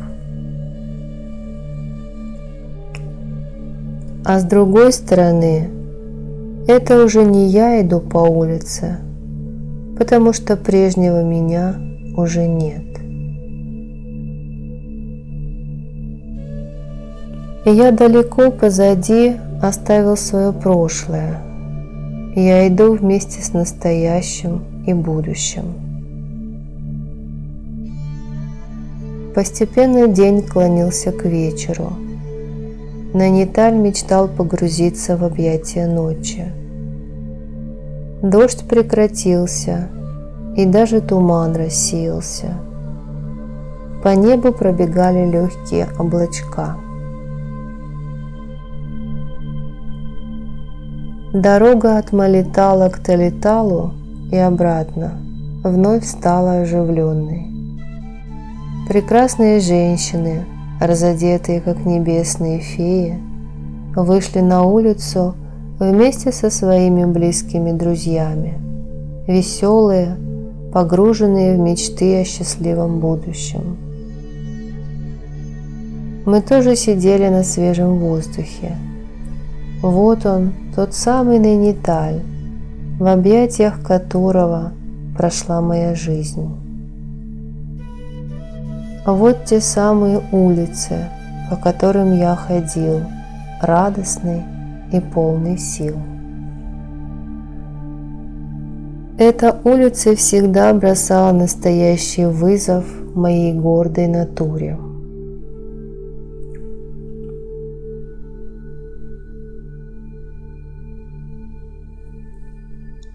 Золотые мечты прошлого связаны с этим городом. Я часто приезжал сюда из чайной плантации в Ассаме для того, чтобы побродить по горам. Жизнь моя проходила в головокружительных поездках на самолете и на автомобиле.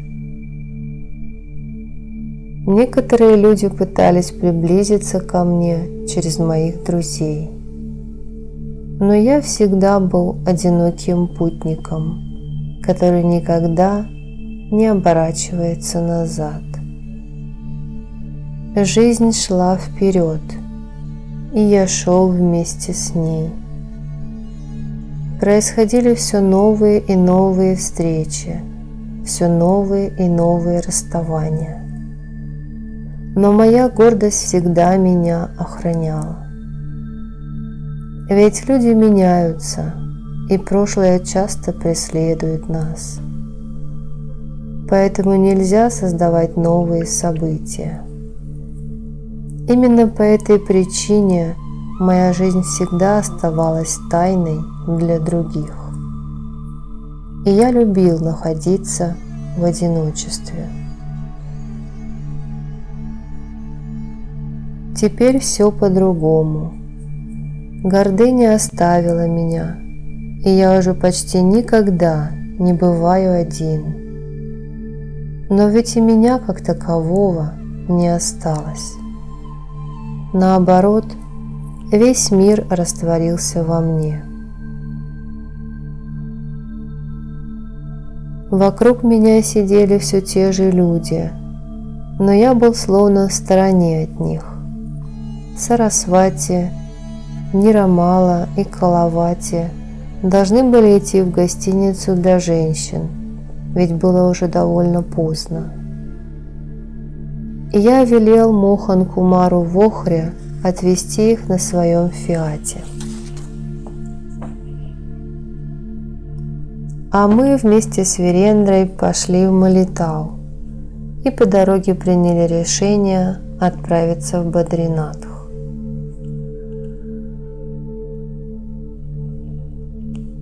Я не хотел больше становиться предметом пристального внимания местных жителей.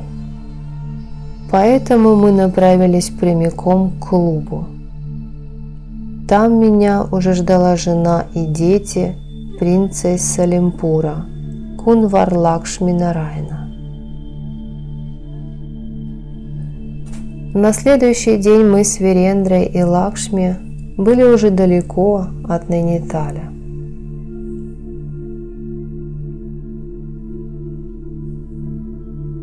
Какими крепкими путами опутывает человека общество, как сложно уйти от своих привычек, от повседневной жизни.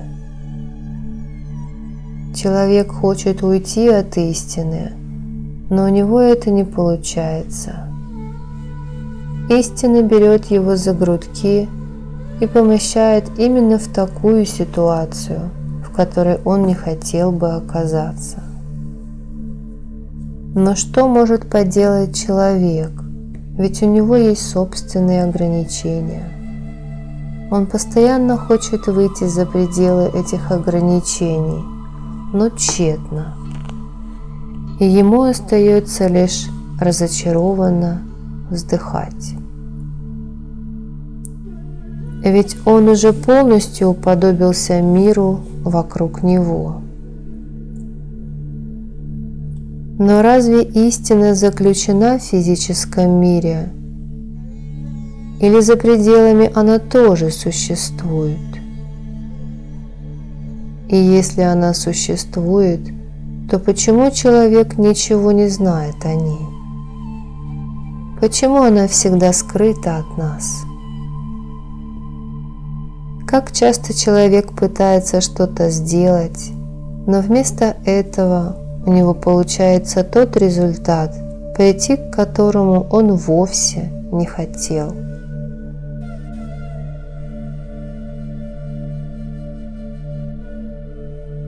Человек ищет ответ на свои вопросы в своем непосредственном окружении, но не решается заглянуть за грань. Но рано или поздно ему придется это сделать, придется увидеть истину.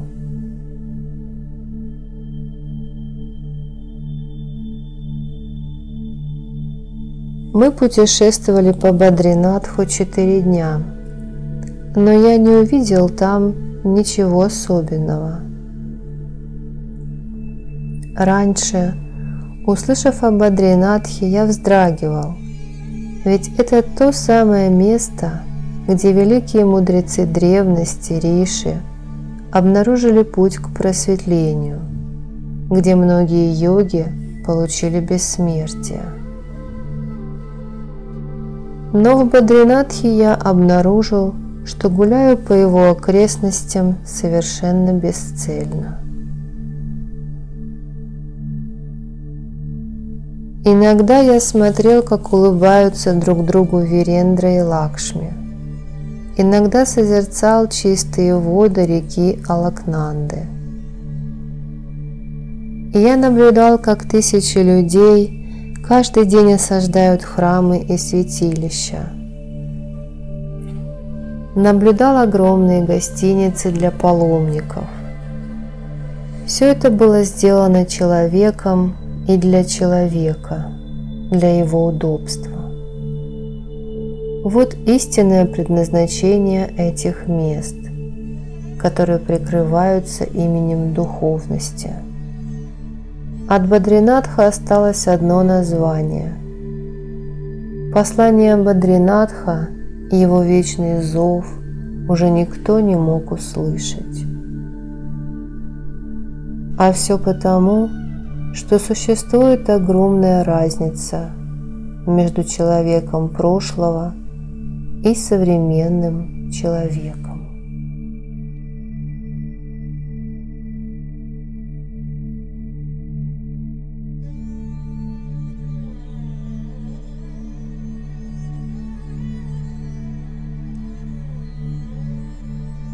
Мои мысли бесцельно блуждали по окружающим Бадринатх горам. Утром пятого дня я ощутил очень сильный мысленный поток.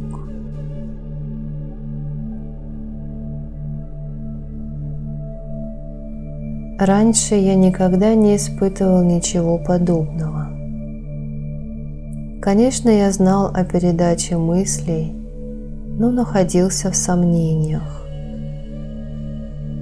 В это время ко мне подошел Вирендра.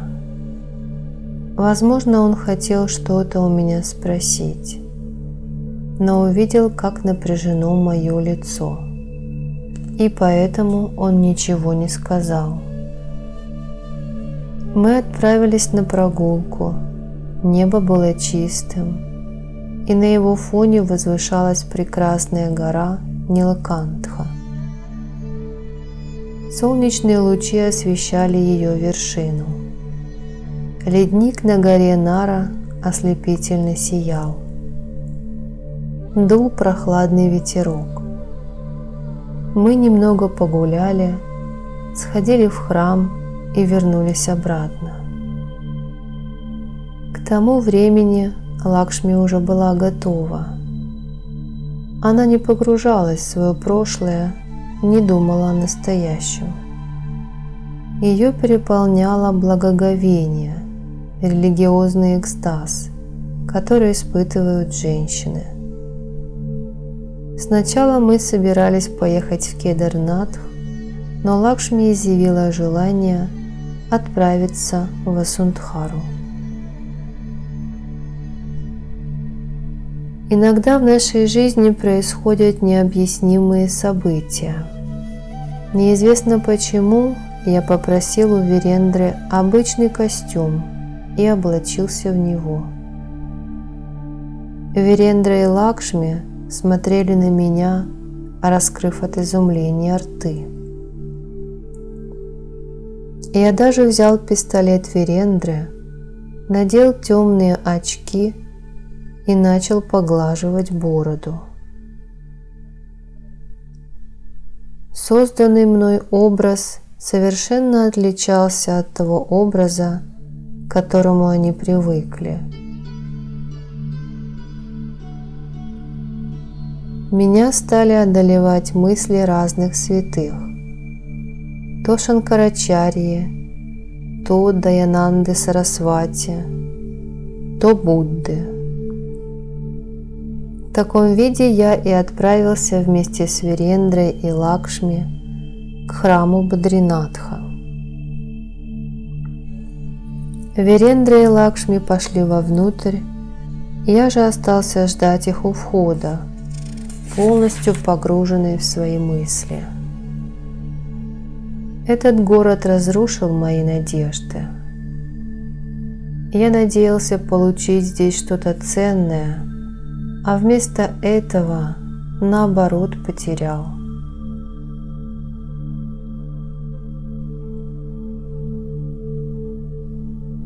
Раньше я всегда испытывал по отношению к этому городу невероятное почтение и трепетные чувства.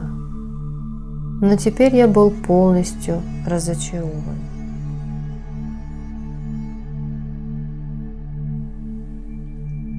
Разочарование в духовности Бадринатха было для меня большим ударом.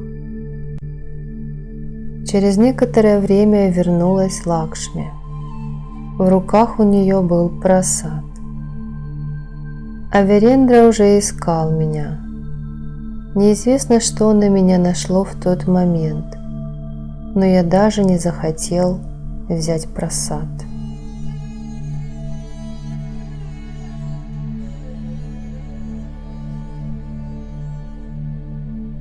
Моя гордость всегда защищала меня, и в тот день я вел себя как настоящий эгоист, потому что в тот момент мое настроение было далеко от идеального. И я начал ненавидеть божества и их изображения. Через некоторое время мы пришли к пещере Мауни-Бабы, но я не захотел с ним встречаться и своим друзьям не позволил этого. Там была довольно большая толпа людей, но мы не стали встречаться с отшельником, а отправились обратно в Васундхару. Мы дошли до слияния рек Алакнанды и Сарасвати. Впереди был большой водопад. Со всех сторон лежал снег. Мы сели рядом с некоторыми другими туристами. Люди обсуждали легенды, связанные с братьями Пандавами. Я смотрел на Вирендру, и он тоже пытался смотреть на меня. Брызги летели от водопада, и от них наша одежда полностью промокла. Потом мы втроем пошли дальше. Впереди была заснеженная поляна. Можно было увидеть сотни маленьких ручейков, которые вытекали из тающих снегов. Мы продолжали идти вперед. Здесь природа поражала нас своей красотой. Вдруг мы увидели йога, который сидел на утесе. Он позвал меня по имени и поднял руку в знак приветствия. Мы втроем приблизились к Бабе и почтительно с ним поздоровались. У него было очень крепкое и сильное тело. В ушах болтались серьги, волосы были очень длинные и обрамляли лицо, опускаясь на плечи. Кожа его была довольно смуглой, а лоб высоким. Он приветливо улыбался, но губы его были сомкнуты. Он был полностью обнаженным. Мы остановились прямо перед ним. «Как мне обращаться к тебе?» – спросил он. «Могу ли я позвать душу, что отдыхает в храме твоего тела?» Ведь сейчас нельзя сказать, чтобы ты пребывал только в теле или только в душе. Внешнее и внутреннее создано друг для друга. Горы ничего не говорят, но помогают проявиться непроявленному. Реки ничего не говорят, но оставляют нам свое послание. Так Солнце и Луна приходят для того, чтобы что-то нам дать. Они всегда дают, а не забирают.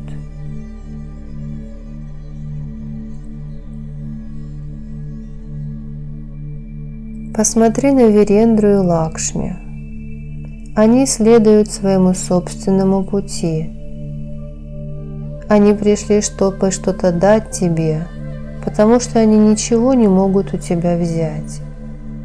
Но ты идешь вперед и постоянно оглядываешься. А разве Бадринатх – это что-то живое? Это город, созданный из камня, символ чистоты и духовности. Но жизнь в этот мертвый город вдыхают люди, твоя и моя вера.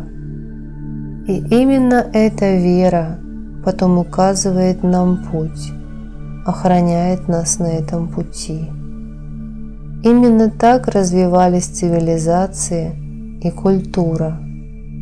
Именно так была одухотворена материя.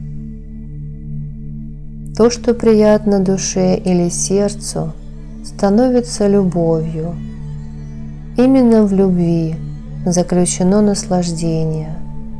Это и есть Бог. Это и есть сострадание. Каждый видит Бадринатх именно таким, каким хочет его видеть.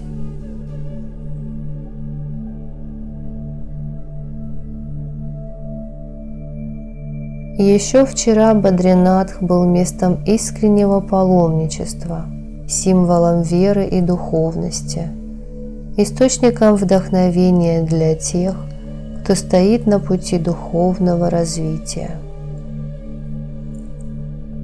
Здесь жили святые отшельники и прославленные йоги. Когда-то и кинары, и гандхарвы появлялись здесь, чтобы посмотреть на этих воинов духа. А сегодня Бадринатх стал просто развлекательным центром. Раньше здесь сидели отшельники и практиковали аскезу. А сегодня бизнесмены от религии зарабатывают здесь свои деньги. Люди прошлого возжигали здесь светильники надежды, пели прекрасные песни. А сегодня они выражают свои чувства тем, что подносят храмам щедрые подношения. То, что вчера было величием духа, сегодня стало проявлением государственности. Свободное начало заковали в цепи законов и правил. В прошлые времена не было разницы между богатыми и бедными последователями истины. А сегодня богатые совершают религиозные обряды, а бедные смотрят на них в изумлении. И если кто-то слишком долго задерживается в храме, то его начинают выталкивать к выходу. Да, время изменило даже великий Бадринатх. Тысячи отшельников, такие как я сам, сегодня уже не могут жить в Бадринатхе. Сегодня жизнь ушла из Бадринатха, ведь истинный Бадринатх был в пещерах отшельников, которые поддерживали его дух в течение сотен лет.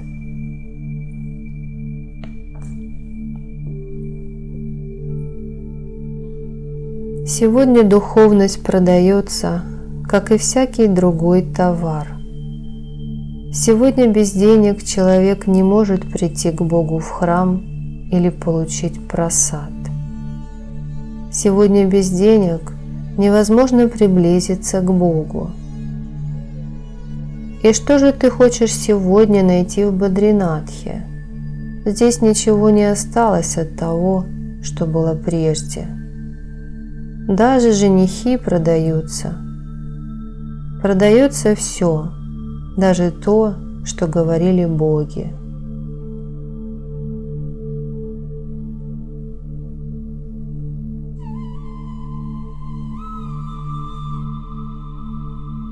Это был йог Сундарнатх.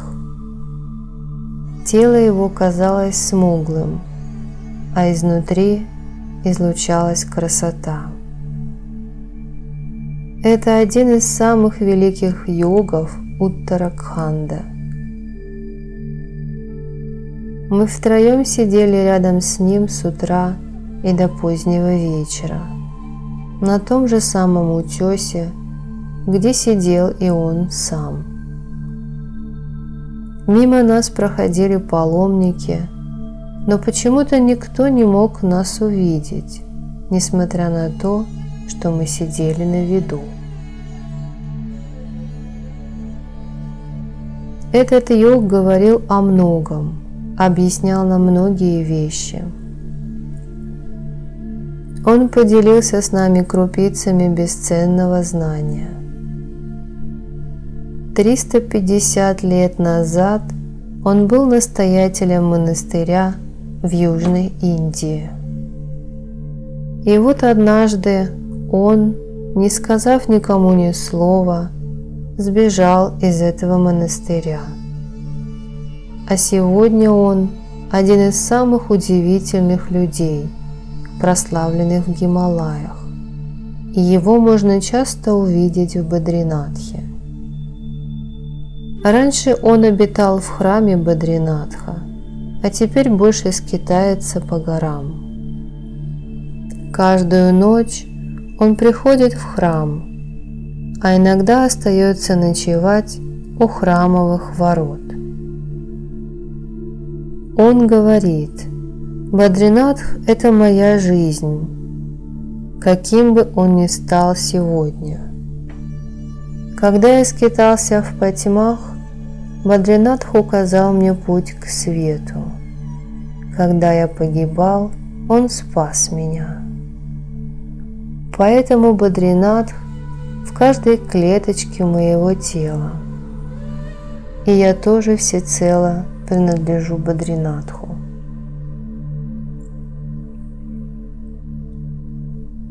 Мое эго больше не существует. Оно разбилось, как стеклянный сосуд. Итак, йог Сундарнатх Джи еще ближе познакомил меня с философией Адвайты. Вирендра и Лакшми попросили у него благословения. Они хотели, чтобы благословили их будущее потомство.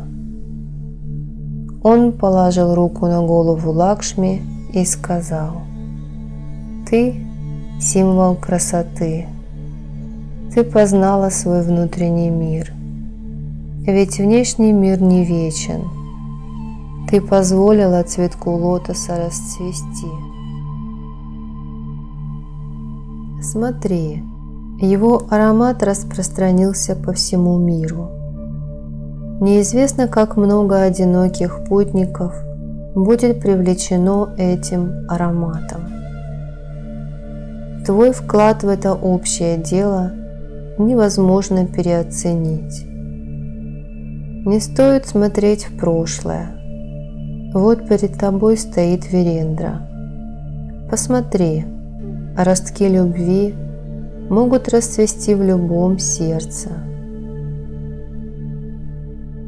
Это может быть любовь к человеку или к Богу.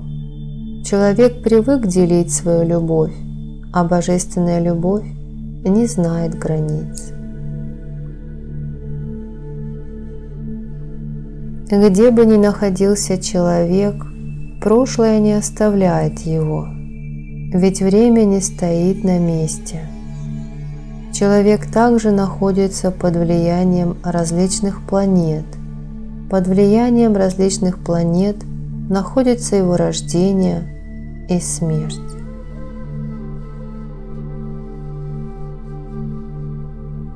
Планеты и звезды влияют на то, что происходит в мире.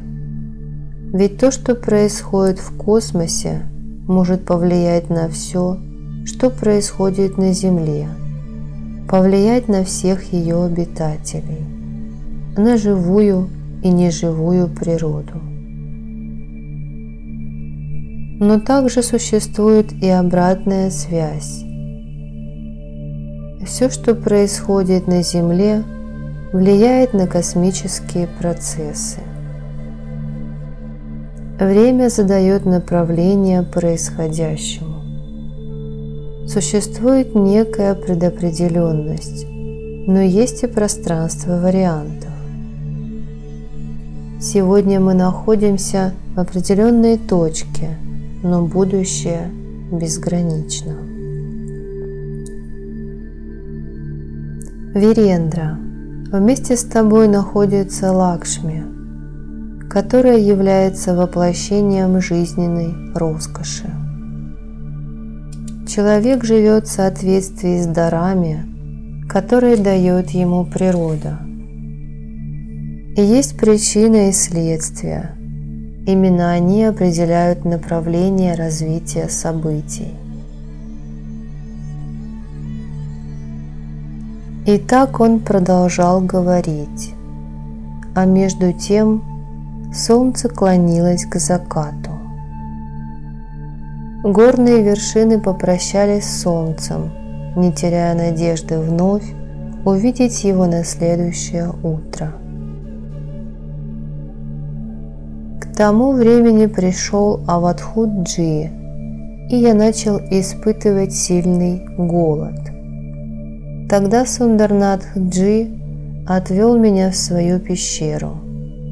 Он дал нам поесть какие-то листья.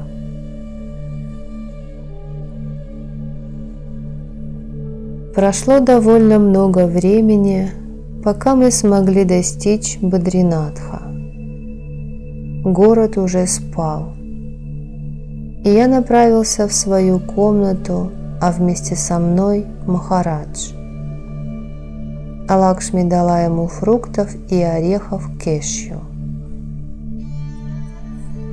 Я и Баба немного поели орехов, а потом пошли в сторону огромного храма.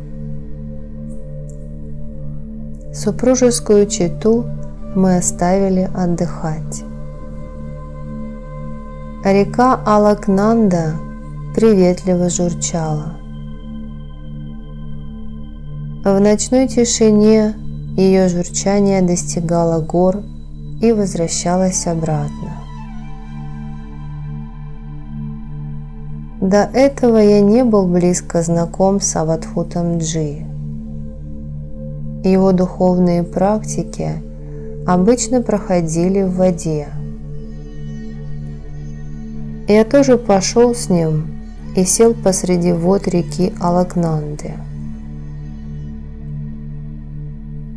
В какой-то момент от холода я уже не мог почувствовать тело.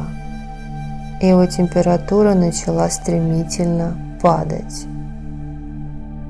Однако через некоторое время тело вновь вернулось в свое первоначальное состояние. Температура тела сравнялась с температурой воды. Авадхут Баба сделал в стороне запруду из досок и камней. Там вода была спокойна, и он сидел посреди этой запруды. В том месте глубина реки достигала 5 футов. Он объяснил мне, как сделать так, чтобы давление собственного тела было больше, чем давление речного потока. Он объяснил, как постепенно органы тела под водой превращаются в ничто, в пустоту, но при этом поток энергии увеличивается. Потом необходимо задержать апану в области солнечного сплетения. Тогда температура всего тела выравнивается.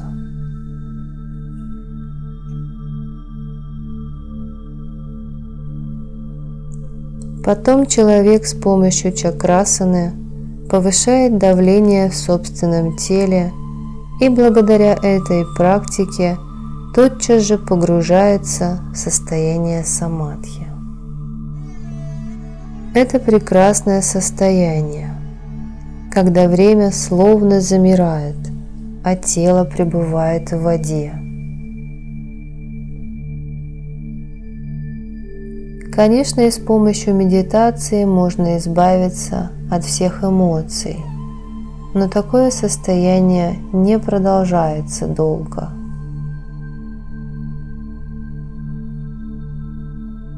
До утра мы сидели оба в воде. Потом мы встали, дошли до Гарбхакунда и совершили там омовение. А затем мы вернулись обратно. К тому времени наши спутники тоже были готовы. Мы отправились в храм Бадри-Вишал. В этот день я не был рассеян, как накануне. Я находился в храме в полном благоговении. Сегодня нас никто не отвлекал. Главный управитель храма приветствовал нас с большим уважением и повел в главный предел храма. Перед нами разворачивалась история, ткалось полотно Майи причин и следствий. Казалось, что стены храма дрожали от безмолвных слов. Главное изваяние храма, увешанное драгоценностями и цветочными гирляндами, будто говорило нам, что все, что на нем надето, все это майя, иллюзия.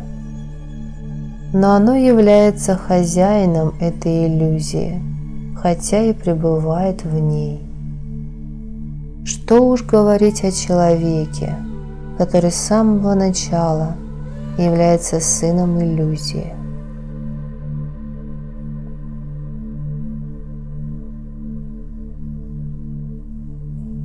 Однако я, говорит нам изваяние, хозяин Майи, хозяин иллюзии и ее муж. Я не могу ее оставить, но человек, будучи ее сыном, все-таки может ее отринуть. Однако он хочет, подобно мне, стать хозяином Майи. И если человек попытается ограничиться тем, что было дано ему от рождения, то можно сказать, что в этой жизни он достиг успеха.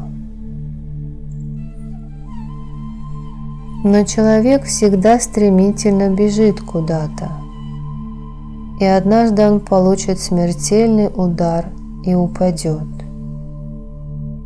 Хотя встречаются и такие удивительные личности, которые даже после сокрушительных ударов судьбы вновь встают на ноги и идут вперед. Но они все равно не могут найти того, что ищут. Они не находят ни иллюзию, ни Бога.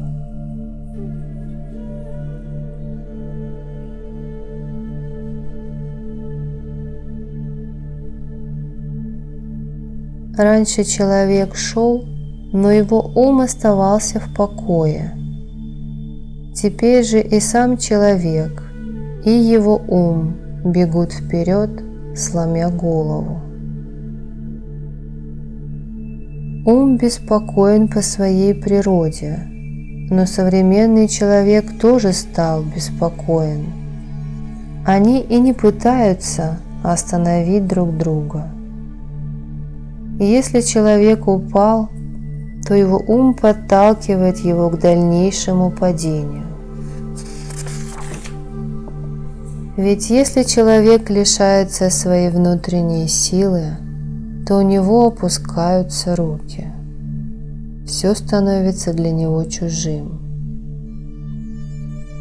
Теперь же современный человек со мной поступает точно так же. Он уже не считает меня объектом поклонения или символом духовности. Он считает меня прекрасным источником дохода. Если благодаря мне он получает доход, то украшает меня сверх всякой меры, а в противном случае предоставляет собственной судьбе.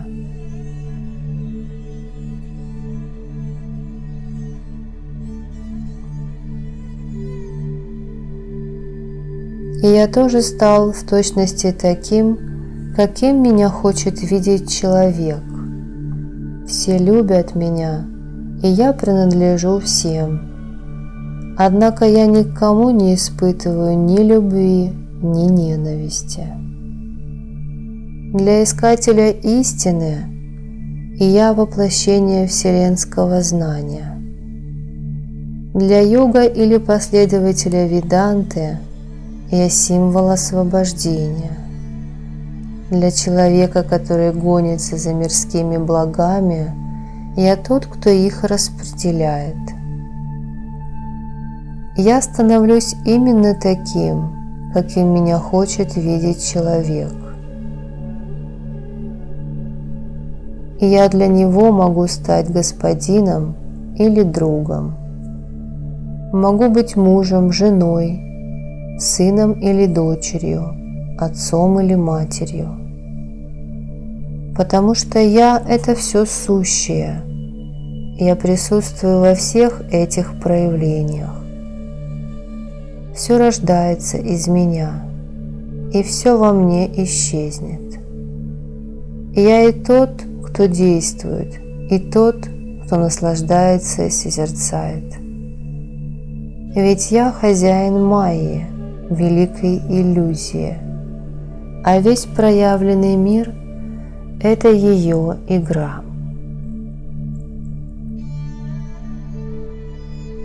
А человек – это всего лишь цветок, который расцвел в этом мире благодаря своим заслугам в прошлых воплощениях.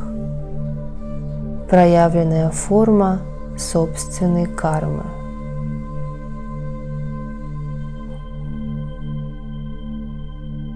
Как только человек достигает своего наивысшего расцвета, он тотчас же начинает увядать.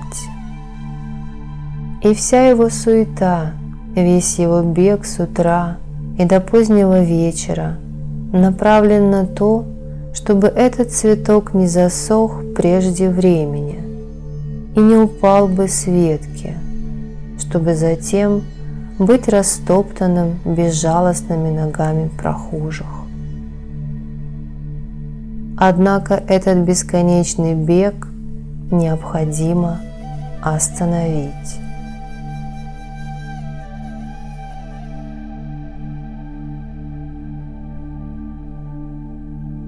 Необходимо дать отдых уму.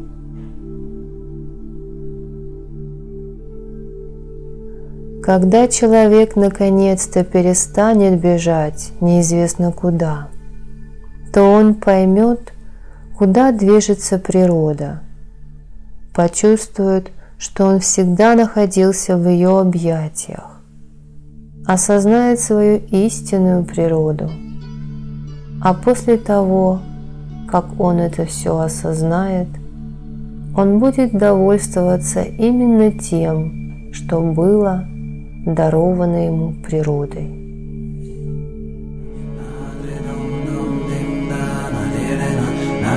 Dum